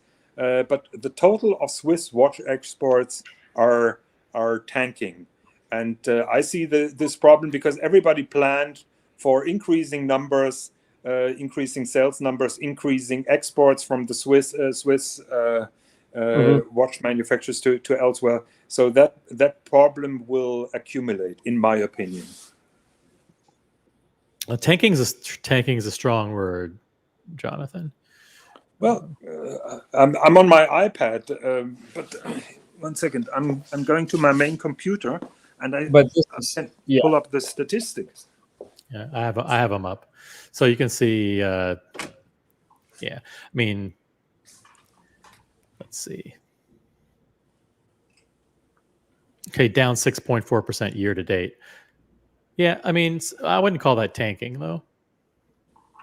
US is flat year over year, first 3 months of the year. China is down quite a bit. Yeah, China's down over 20%. Hong Kong's down 25%. Those are the number 2 and number 3 markets. So yeah, that takes a big chunk out of the market. For a time being, a lot of watches were going to China in 2023 because China was the market was expanding so quickly. But USA is doing great. I mean, more and more watches are coming here, which is good news for US buyers. Yeah, and these are year over year numbers too. So like, yeah, but I've seen a recent statistics that showed even more dramatic drops in the last couple of months. So yeah, I just saw the latest Swiss watch, the March report. Right. Yeah, this is the March. This is January through March combined. Okay, if you look at the March, it looks worse. That might be where Jonathan saw it. Yeah. So if you look at March by itself, right here. Yeah. Okay. So March is worse. That doesn't worry me. I mean, everybody's complaining that the market is down. I think those are great buying opportunities. They got rid of the discounts. They increased prices like crazy. They overpushed the price increases. I think what those manufacturers at the moment are seeing is well deserved because they became arrogant and just were popping champagne because the market was up. Now they are facing the hard reality. I don't see much negative about that for a watch enthusiast, unless you were investing like crazy in watches, paying over retail, and were participating in the hype. Then you have a big problem. But that's kind of a blanket statement, though, right? Because what you're seeing here is the amount of watches has reduced, right, that are being exported, and the value of those watches, right? Yeah, this is the value. This is the monetary value of the watches. The value of what's being sent out by the manufacturers. Yeah. Now you have to look at something that's very interesting. Tudor just came online with their new factory, right? So there's a little bit of lag there. Rolex is moving into new factories. AP is moving into a new factory. I'm not sure other brands if they're doing the same. And when that happens, like I was told at the beginning of this year that AP is not going to send out a lot of watches this year because they're moving. So there's a lot of disruption in the back end of actually producing the watches. And then that could be some of this decline too. Now you can definitely see that they're not sending as many watches to China and Hong Kong with the big reduction there. And they're probably distributing to other areas that are stronger, right? Like Saudi Arabia is up, as an example. If you look at those numbers, those are values, so that is money. You have to keep in mind that the Swiss manufacturers rose prices like crazy. Some of Yes. them cut margins, so the effective number of watches is even less than those Yes. figures show. Yes. Yeah. And like Whole Milk is saying, Watches of Switzerland stock price is down 40% year to date. Yeah, Watches of Switzerland really took a hit in their numbers, and they actually came out and said that they weren't getting enough actual watch value from Rolex as one of the reasons.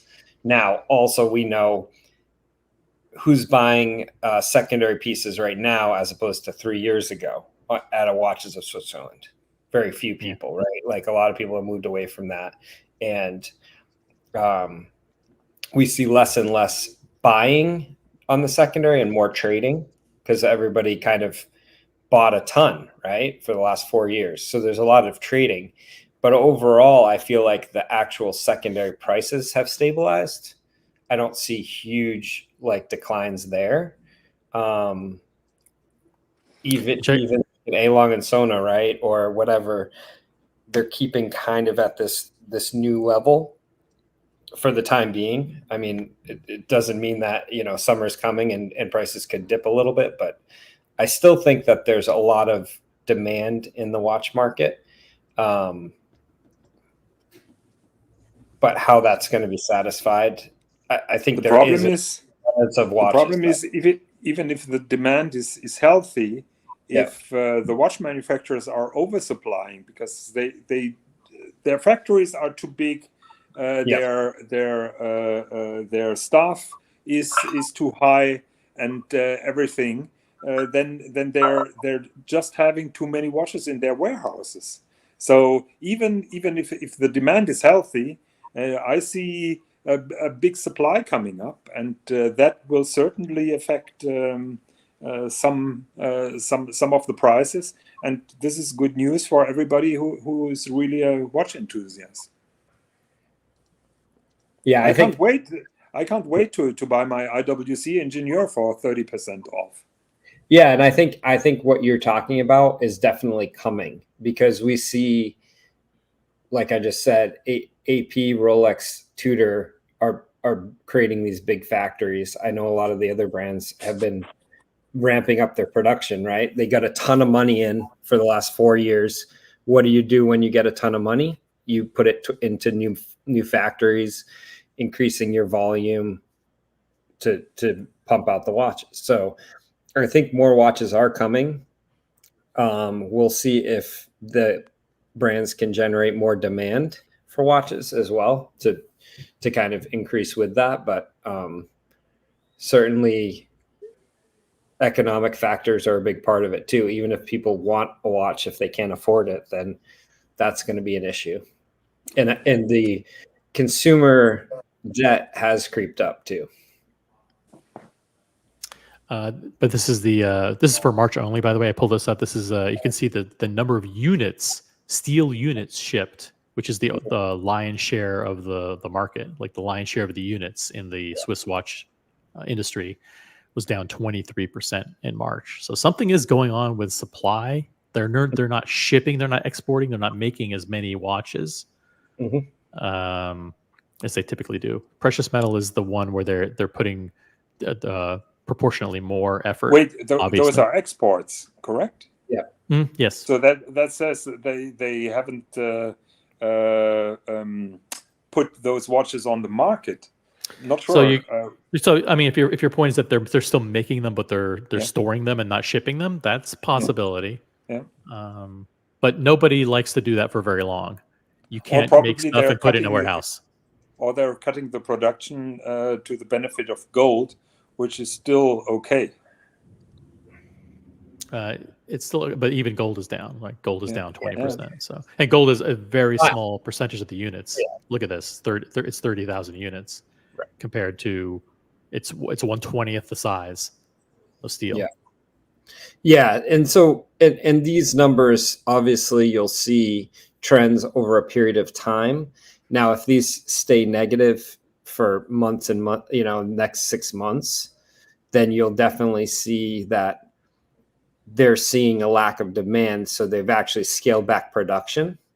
But there's a lag in production, as we know with watches. It could be 6 months to a year that they're starting the production of a watch and then actually shipping it, So Yeah. this could be the start of, like, maybe 6 months ago they saw, hey, our inventories are getting high, let's scale back production. And now it's starting to actually kick in where, some of these brands have scaled back some of their production.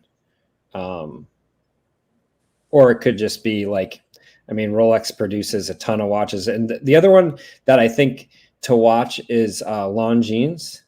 Like, they really dropped the number of watches that they sent last year because of the China thing, the China effect. Yeah. And a big drain on these numbers is like Longines going from, like, was it like 1.5 million to, like, I forget, just a big drop, but those watches are the under $3,000 category, right? For the most part, yeah. But it's a high volume, right? High volume, high number of units, absolutely. Yeah. By the way, I want to share one thing, slightly off topic, but just to maybe, I don't know if it's lighten the mood, but just change the topic just a little bit. Check out this video. This video is from, I believe, Sao Paulo, Brazil. And back here, you can't see it, but there's a Lamborghini here stuck in traffic. Check out this video. So it says, moment Lambo driver rams the Rolex thief into a street pole, from the New York Post. Check this out. So here, wow. So here, there's a guy. So the Lamborghini stuck in traffic. A guy comes up to the window, basically says, listen, give me your watch or you're dead. And the guy gives him, hands over the Rolex. So then the guy, he's got this green Lamborghini. So the guy takes off running, right? And then so it's going to switch to a different view. Watch this. The Lambo starts to appear in screen here on the left. You see it here all the way on the left? Mm-hmm. And then he smashes into the guy. Jesus. He smashes into the guy. I would guess that he was really upset. He was very upset, but check this out. Boom. And then the guy gets up and runs away. Oh, man. And not only did he lose his Rolex, but he fucking totaled his Lambo. Insurance for that. And then the guy kind of takes off running.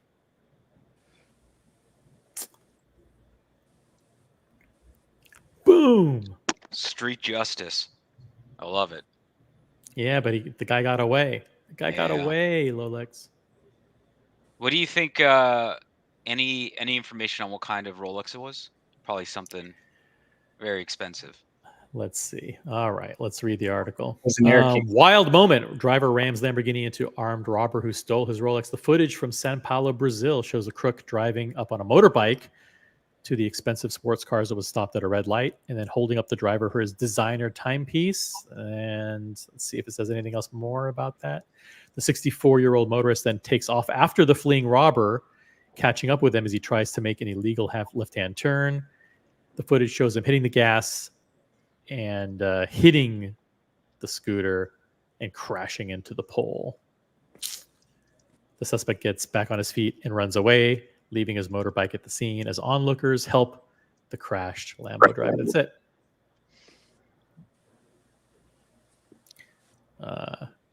As well as his bike, the suspect left his mobile phone, and a .32 caliber handgun, who have used it to identify a suspect. Hey, there you go. Sweet justice. Dang. All right. Cool.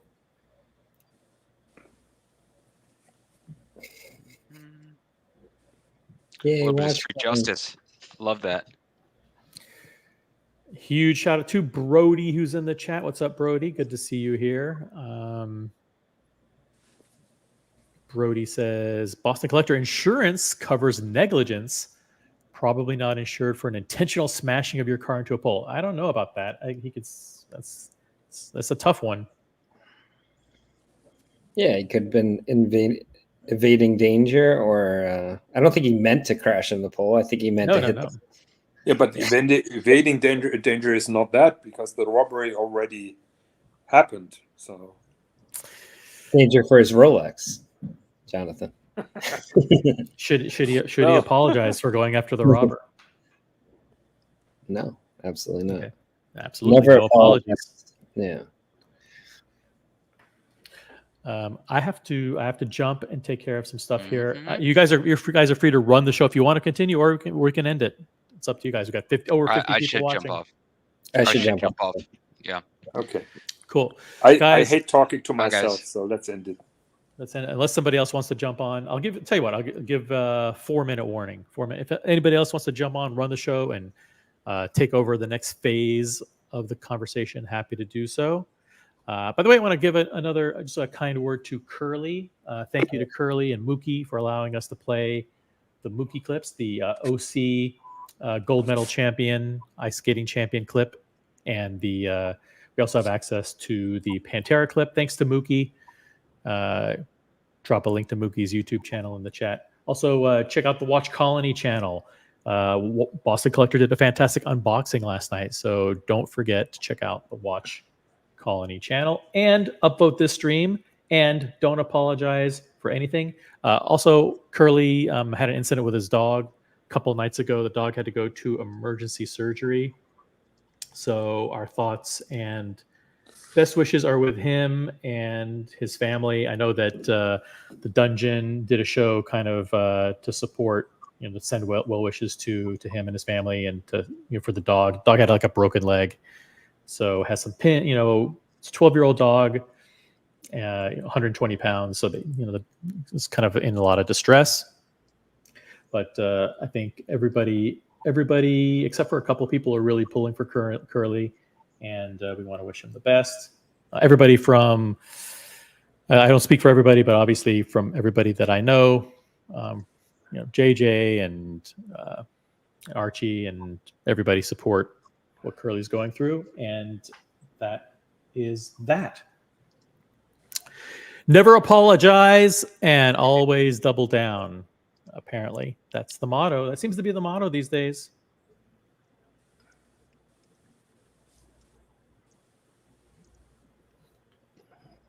All right. I'm not sure. Yes, always double down. Always double down. Never back down. That's what losers do, right, OC? No, listen, apologies are for simps. We already did the apology tour. We apologize for everything that we have to apologize for. Yep. And now it's over. If don't apologies are for simps. If people say that, listen, Lolex, never apologize. Listen, there's nothing. I'm not going to apologize for anything that I did to support Tim's channel. I did what I did at the time, and I don't take it back. And listen, I don't apologize for choosing my friends now. Would you admit that you at least got your hand dirty while doing that? Doing what? Name something specific. Doing what you did for Tim's channel, the damage control. Well, damage control is doing PR spin after the fact to minimize the effect of any, damage. I think I'm proud of that. There's nothing wrong with that. Mm-hmm. But isn't there always the danger that you get your hands dirty when doing that? Listen. I'm not the are you going to go after a defense lawyer who gives his lawyer the best possible guidance and support when he's on trial? And that's the role of a confidant. That's the role of a trusted advisor. That's the role of someone who's there to defend you. So but Tim was not at court, and probably sometimes. I'm just saying that Tim manipulated OC. All right, he was under his spell. He didn't know what he was doing. He was brainwashed. Okay, so you can't convict a guy that was under someone's spell. That's all I'm going to say. Fair enough. Good point. Wow, yeah, you're welcome. Lolex has a good point once in a while. I didn't see it that way. Thank you very much, Lolex, for pointing that out. We were all under his spell. As Michael Scott once said, don't ever, for any reason, do anything to anyone for any reason ever, no matter what, no matter where or who you're with or where you're going or where you've Would you at been. least apologize ever. for not apologizing? Nope, I'm not apologizing for not apologizing. I'm not doing anything anymore. If the trolls want to insist on apologies, they can get fucked because it's over. It's over. It's time for them to move on and, get their panties out of their, get those panties out of those wet vages and man up and move on. If they can't do that, that's on them. Listen, I'm going to say this. Listen, everybody, I don't speak for everybody, but I'm going to say what I see and what my opinion is. My opinion is that, like, the people on this panel and the people who are on the colony, the people who are on JJ's panel, JJ and Ali and all the great people there, Curly, Tanzil, Archie, Mike the Snake, all these great people, we're all aligned. We're building bridges. We're building connections. We're going to build a bigger, stronger, more positive community. If there are a couple of people who don't like that, you know what? Stay out. You can leave. We don't need you. We don't need trolls. We don't need low IQ trolls. We don't need low lifes, anonymous trolls in the chat spreading negativity and smears and lies and toxic drama.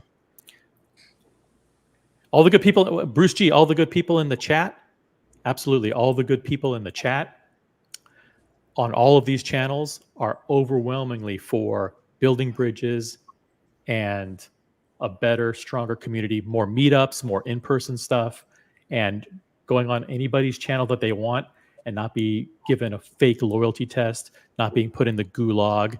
And that's what we stand for. If you don't agree with that, that's fine, but you're one of 2 or 3 or 4 trolls that you're basically excluding yourself from the progress that we're making. And it's very clear who those people are. I mean, it's very evident. There's only 2 even Neo. I got a huge, I got to give a hand to Neo. Whether it's genuine or not genuine, when you are actually cordial and positive and spreading messages of unity and peace in the chat, I think that has a positive effect. And the people who are spreading negativity and smears and accusing people of fake this and fake that, those tactics are disgusting and they're despicable. And they really just reflect on that the person who's making those accusations a very low self-esteem. And name calling and attacking people and making up lies about people's marriages, making up lies about people's philanthropic endeavors, and attacking the hundreds of people who support those charities, I think is a disgusting thing. And those people need to be called out. I'm not saying they should apologize, because I think apologies are for simps, but they should just get with the program, because no one's on your side, friend. Nobody is with you. I still think that Mr. Tudor to you should apologize. I don't think so. I like the fact that that he is loyal to his brand. He chooses great pieces, and I like what he's done with his collection. If there's anybody that disagrees, the link is pinned. Don't wimp out now. There's the link. Jump on the panel. Don't complain. Yeah. If you just want to insult me, jump on. Yeah. Now's your time. Speak up. Now's your chance. Speak up or forever hold your peace. That's what we tried to do before. But no, these anonymous trolls, they want to hide in the shadows. Type in their comments. Do it. That's funny if Diego pops on right now. Pop on, Diego. Are you calling him an anonymous troll? Oh, he's for sure a troll. I know he has 1 or 2 troll Lolux accounts. Oh, I know it in my bones. I'd put money on it. Listen, Tanzil and I and Marika and JJ and Ali and Archie, we're all aligned in this vision, okay, of building bridges, stronger community, people being able to go from show to show. And you've seen really great things over the past few weeks with Lucha Bedek jumping on the Archie's show, and like Buckley and Diego and everybody jumping on Archie's show, and other people from the JJ show jumping on the colony. That's what it's all about. There's a bunch of cool people on all these shows, and we're going to get to know each other better. We're going to enjoy each other's company. We're going to enjoy great watch talk. And, if your goal is to spread negativity and toxicity and attack people and say, well, I don't like OC and I don't like how he spooks his narrative, then, you're going to basically ostracize yourself. There's already a lot of talk behind the scenes that you're no longer welcome on some of the platforms that you're on. And it's only going to get worse for you. I would say get with the program and join the positivity train. If you don't, you're really going to be left behind. Oh, see, I have a question. So you portray yourself as a kind of defense attorney who was only doing his best possible job, and people perceive you as being non-humorous, very dry, very fanatic. So how often when you did those damage control acts, were you laughing about your ridiculous tangents that you went to defend all this shit? Listen, there's no doubt that I'm quite effective at what I do. Yeah. And that there are a lot of people who are jealous about that. There are a lot of people who are envious. There are a lot of people who were frustrated that I was so successful and I was so effective being by Tim's side. And no, you're not replying the question. How often did you laugh about the ridiculous moves that you did to defend Tim? Listen, I wasn't laughing at what I was doing to defend Tim. I was laughing at how some of the hate-filled trolls went so overboard to try and smear him unfairly. And when anybody gets smeared unfairly, I'm going to jump to their defense. And so when people today and I know some people don't want me to talk about this, but I'm going to talk about it. I think it's below the belt to name call, to attack people's looks, to attack people's marriages, to go outside of the streams and attack people in their personal lives, and accuse them of scamming people, doxing people, accuse them of running fake philanthropic endeavors when hundreds of people have vetted where this money is going, are very happy and proud to support these efforts. To accuse all those hundreds of people to be involved in a massive Ponzi scheme, I think it's despicable. Those people should be held accountable for what they're saying. I agree with you, OC, and I think I said it yesterday in a comment. I mean, Diego, it is Diego's money at the end of the day. He receives the super chats, and instead of putting those super chats in his own pocket by saying, hey, I'm picking up those $100 bills that are laying around, he's putting that on charity and then questioning the charity that he supports from his goodwill. And not only that, he butters it up. It's just ridiculous and nasty. Yeah, agree 100%. And the other thing is, when I defend people who were attacked unfairly. And keep in mind, it was some of these anonymous low-life trolls that went after, that accused Tim of criminal sexual assault, accused him of rape on other people's platforms. That was disgusting. Of course, I'm going to defend him against that. So I forcefully and effectively defended him and was able to get people to see, the truth. And I don't apologize for that. Those people actually were responsible for almost taking Archie's channel down with their unfounded, irresponsible, slanderous accusations. So I don't apologize for helping Archie there. Archie recognized quickly that those trolls making those ridiculous slanderous comments on his platform put his channel in jeopardy. So of course I'm gonna, of course Archie's gonna take action against those trolls and take those streams down. And you took actions to take streams down because you denied that. I think no, Archie did. Archie took his own stream down because of the the irresponsible and slanderous accusations being made on his platform.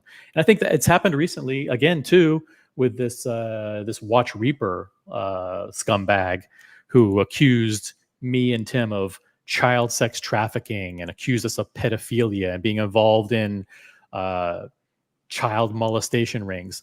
That kind of below the belt trolling. It's not even trolling. It's just disgusting. These people shouldn't even be allowed to have YouTube channels.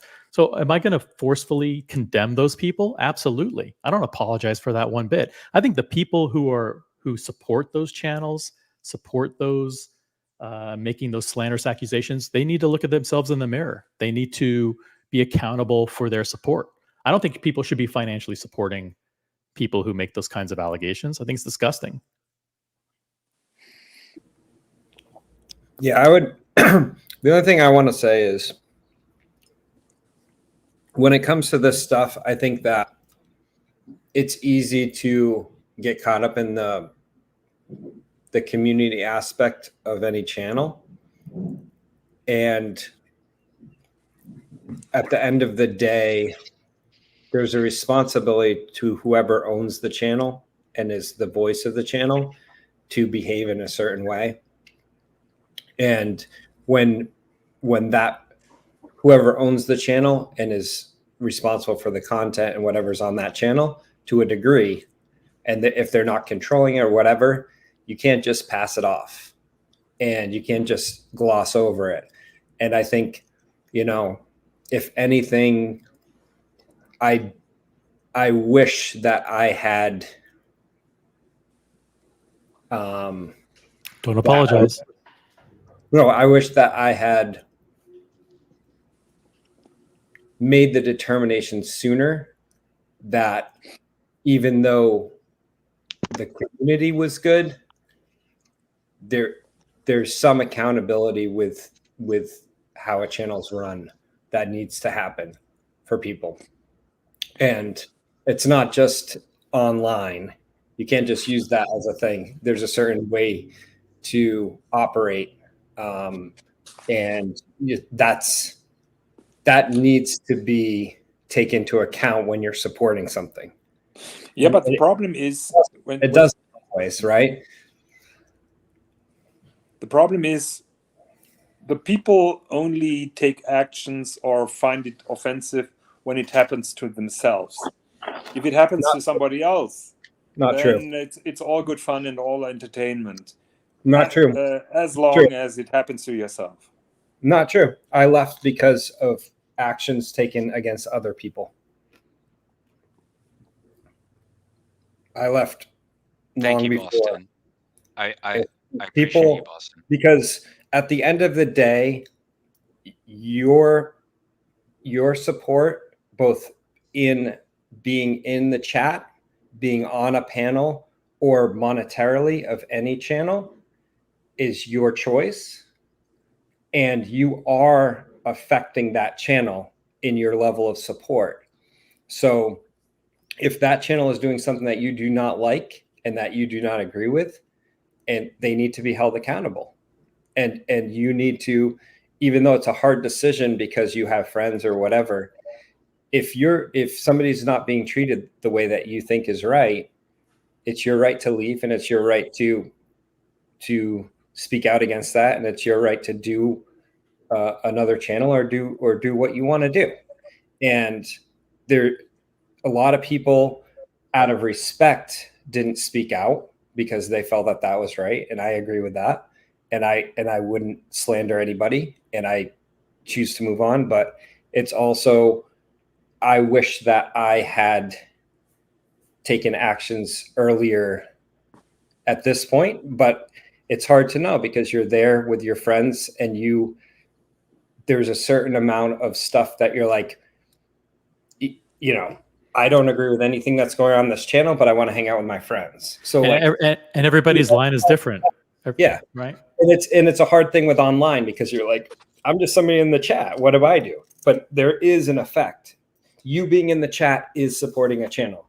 You going on a panel is like, Jonathan, you're supporting this channel right now. And so is No. I deny that. No, you have are. nothing to do with this channel. You're providing content for the channel. Right? Yeah, but the views of I'm not Jonathan saying, Comiggins I'm not do saying you're the same views. I'm not saying you have the same views as this channel, right? But if OC starts saying things that are toxic or going after somebody, right? You're not responsible. OC's responsible. Yeah, And and you then, can say, but then after Jonathan's that, going to make a I'm not- decision not to jump on anymore, right? He's not exactly, Yeah, exactly. And so I that's make my the point. decision My to call point you is, out live on air. right.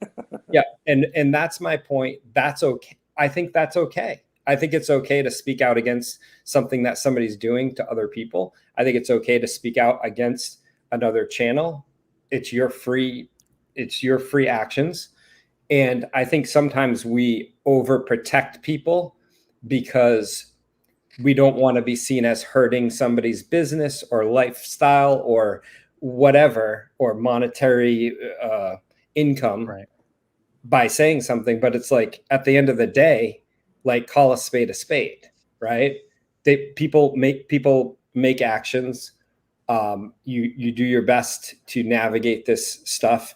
Everybody's not perfect. There's people that hung on too long with channels. There's people that left sooner than others. Everybody, is free to choose their own journey. And people that still support channels, they're on their own path and they can choose when it's time. But for me, I wish I had left earlier in hindsight, but it's hard in the moment because you're having a good time, most of the time. I agree with that. Very, I mean, very yeah, well said, Boston. honestly. Yeah. Very well No, said. no. Very well said. You go first. Well, I was gonna say I pretty much did that in terms of, like, I left because of my reasons, but I ended up coming back. And it's because, I enjoy the community. I enjoy talking to people. So it's hard, you know? You don't want to condone the things that are happening on the show, but it's hard when you like the people that are part of the community, you know? So it's difficult. I know. Yeah, but OC on his apology tour, he made the point, the fact that I'm sitting on the panel and don't openly disagree with the host, Tim Wright, doesn't mean that I agree with everything, and it's not my place to call him out all the time just because he has a different opinion than me. Right, but over time, if you're not happy with the overall strategic direction of the channel, then you voice your concerns privately. And if over time, you feel like it's not the place for you, then you have to make a decision. That line is different for everybody. I mean, for example, Totally. when the de-wrenching occurred, that was something that was quite significant, and the fact that it wasn't reversed immediately started to create a ripple effect. And good people like me. I mean, that was basically the gulag treatment, basically punishment. Like, I'm taking your wrench away as punishment for watching other content on YouTube, which made absolutely no sense. And then when that was followed up with basically, banning Mathis, Lucha Bedek Mark, America, Buckley, Air King Ben, Logan Hall. At that point, it's like, wait a minute, these people are my friends. Those actions have basically triggered a critical mass that led to, now, not everybody who's watching the Watch Colony, or like, there's 68 people watching here. Not 68 people weren't banned on Tim's channel, but those people said, listen, enough is enough. I want to be on a channel where my friends are, and my friends are all leaving, going other places. They're no longer tolerating this. But now a serious question. I mean, you mentioned now a couple of names, 10 names that have been banned that caused a breaking point for you. So if only Mathis would have been banned, or only Buckley would have been banned, would you have been that consequential, or was it the number that draw you over the edge? That's a difficult question. I think Tim made it a lot easier by getting rid of everybody in one fell swoop, and basically labeling everybody as part of a massive conspiracy. And you combine that with some of the lies and character smears that were going on behind the scenes, and it made it quite clear that everybody was no longer welcome. And by the way, the same kind of philosophy holds true for people watching Archie's channel. You know, Archie's channel, the overwhelming majority of the people there are good, honest people, good collectors. They just want to have fun. They enjoy Archie, like a lot of us who are watching the show right now do. But when there are a couple of people, like one or two people that jump on the panel and spread negativity and toxicity, and their goal is not to support Archie, their goal is to attack other people for their own personal vendettas, their own because of their own egos and because of their own insecurities, then what they're doing is they're putting in jeopardy Archie's long-term success. They're actually hurting Archie because the people who are there are going to slowly pull away from the panel and start to watch other content. And so they have to make a decision. Listen, when do we tell Archie, like, listen, these trolls are no longer welcome. They're ruining it for the rest of us. And that's what happened. That's what happened on Tim's, you know, a lot of it, same thing happened on Tim's channel. Listen, if people come on repeatedly over and over again that people don't enjoy watching that kind of content, you either say, listen, either the content, you don't give an ultimatum because you can't tell that to the channel owner, but you say, listen, if your direction continues to be this way, or your content continues to be this way, then I'm probably going to look elsewhere to be entertained. And that's what happened. And the same is happening now with Archie's show and some of the other shows where, you know, you have a couple of anonymous trolls who are poisoning it for everybody else. But I also want to make a distinction. I think sometimes it's glossed over as disagreeing with the content. And I think it's more about like not feeling comfortable associating with the topics or the channel and what's going on. That's a totally different thing, in my opinion, than like, oh, I don't want to talk about this subject. Okay, that's just entertainment.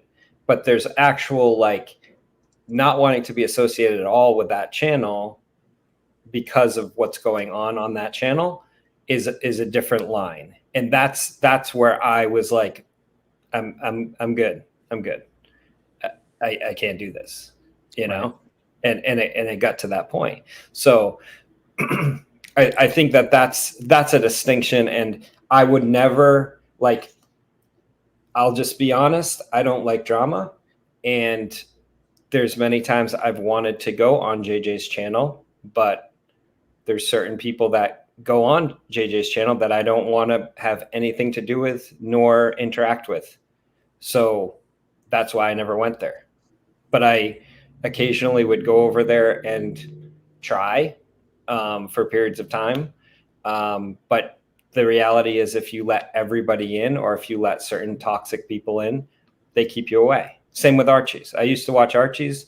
I used to even be on the panel occasionally early on. And there was some toxic stuff, and there was stuff made up about me. And I was like, okay, if that's what this stream is now, then I'm out. So right, it's a different thing than content. I think content is too blanket. It's like toxicity, toxic talk, toxic hate, toxic making up things, lying. Like, there's no place for that to me. And sometimes it's one person who can change the tone of a show and change the tone of a panel and change the tone of an entire channel and make it seem like that whole channel is focused on that when it isn't. I mean, I know that overwhelming majority of people who watch and support Archie don't condone baseless smears against innocent people and attacking people for no reason, and name calling and attacking people's families and their marriages and accusing them of all kinds of ridiculous things. And listen, Archie's show is not a place for your personal fucking vendettas, you know, and you're fueled by your insecurities and your fucking YouTube ego as a fucking fake general on YouTube, you know. And people are getting tired of it. People are saying, listen, you know, people like this who spew toxicity and create fake drama, they're ruining it for the rest of us, and they either are going to change or because they're harming Archie's channel, and people need to start calling them out. Yeah, but the problem, OC, I mean, I personally have that problem with a guy called Big Fat Windbag Ben, and he managed to pretty well navigate between those two camps with his money, and this guy deserves to be kicked out from all channels entirely, but he managed to navigate through the channels. And then at the right time, he drops a big super chat, and then he's welcome on Archie. Then when Archie is getting pissed off by him, then he drops a big super chat on Tim, and then he's welcome there. So those guys are quite smart. And this channel's not monetized. The Colony channel's not monetized. This channel is a troll-free channel. I don't. What happens on the Colony is a different thing. I think pretty much the mission statement of Watch Colony is Watch Talk with a twist. I mean, but basically, it's 99% Watch Talk. The trolls aren't allowed on there. The Watch Reaper guy and Fat Windbag Ben. Those people aren't on there because it's Watch Talk. It's not about attacking people's looks, attacking people's character, physical violence, and just making up lies about people. So it's not their cup of tea. You mentioned now the looks for the third or fourth time. That massive forehead really hurt you. No, it's not about me. I'm talking about what they say about other people. I mean, attacking. Trying to be funny. He's talking about me, Higgins. He's being facetious. Okay. I was trying to be funny, OC. You didn't. I know. I know, and I'm not. I don't have a good sense of humor, so I didn't pick up on it. But I think this is something that these insecure trolls use often, is they hide behind the keyboard and they attack people's looks, or they attack people's physical characteristics or whatever, and it's not funny. It's not funny, and it speaks to their level of insecurity and lack of self-esteem that they would do something like that. Yeah, and I think at the end of the day, you want to spend your time with people that you have a good time with and that you can share with, and you don't want to be in a place that you feel uncomfortable, and you don't want to be in a place that you're like ashamed to be associated with. And I think that's a sign that you're probably not spending your time wisely on that channel. Yeah, exactly. And by the way, I support JJ 100% the other day when he basically timed out one of those absolutely toxic narrative that was spewing in the chat there. And they said, listen, there's no place for that nonsense on my channel. If you want to do that somewhere else. Go on one of the hate channels and do that. But don't do that here on my channel. And that's my philosophy here as well. You think you want to smear somebody or use this platform or the Colony platform for your personal vendettas? Get fucked. Go somewhere else and do it. We don't want to be a part of that shit. Right. And that's and at the end of the day, the channels that are getting rid of that and making people feel like actual collectors and people that are there for good feel comfortable, that channel is going to grow 100 times faster than any other channel. That's right. Because it's the toxics and if like, we're not trying to make money, but if you were trying to make money, you want to grow the channel and you want real people. And every real collector that comes is going to support you if you're doing the right things. But if you're not, and you're allowing people in your chat, then and you are, as the channel owner, you set the standard. That's your job, as far as I'm concerned. If you own a channel, you set the line. You say, okay, if somebody's saying this, ban them. If somebody's saying this, delete their comment. If somebody's, you're in control. So you set the tone. You're the one in charge. At the end of the day, it's on you. You can't blame anybody but yourself as to what's going on in your chat. That's how it is. That's right. It's true. You're controlling the narrative at the end of the day. And I think JJ did a fantastic job eliminating the toxicity from the chat and taking action against those spewing negativity and lies. And I think Archie's viewers are starting to rise up. Archie's starting to realize that having one or two toxic trolls ruining the vibe of the panel is driving good people away. Look at the great unity that you're starting to see with Lucha Bedic and Keslowitz and Tanzil and Merrick, everybody jumping on different people's platforms, Brody and everybody else. That's how we want it to be. That's our vision of building bridges and building a more positive, stronger community. And yes, we do notice if people start attacking other people, if people attack Boston Collector or attack Lucha Bedic Mark or attack Diego or attack me or attack Lolex or anybody else, we're gonna notice, and we're gonna stand against that, and we're gonna vote with our eyeballs and with our clicks and with our views and go someplace that's more positive. As I think, so I mean, nobody's a gatekeeper preventing or giving a green light or for people to go where they want, or putting a veto and stopping people from going where they want. But obviously, I'm not gonna be on a platform where there's a guy slandering Diego or slandering Boston Collector or slandering Lolex or slandering Lucha Bedic. I'm not going to stand for it. Right.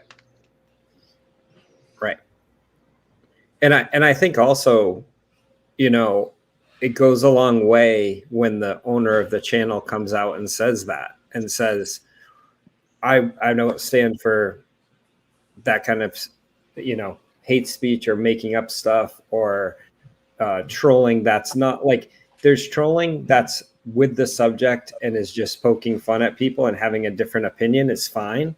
But there's trolling that's like off subject and there's no place for it, and right.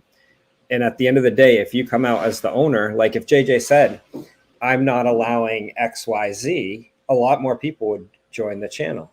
And he said that. And Archie and Tanzil right. and JJ and Ali right. and all the good people on those who run those shows have all said, and Curly, and of course, America and myself and you, Boston, people who run these, and Diego have all said, listen, we're all in lockstep. We're completely unified in the goal.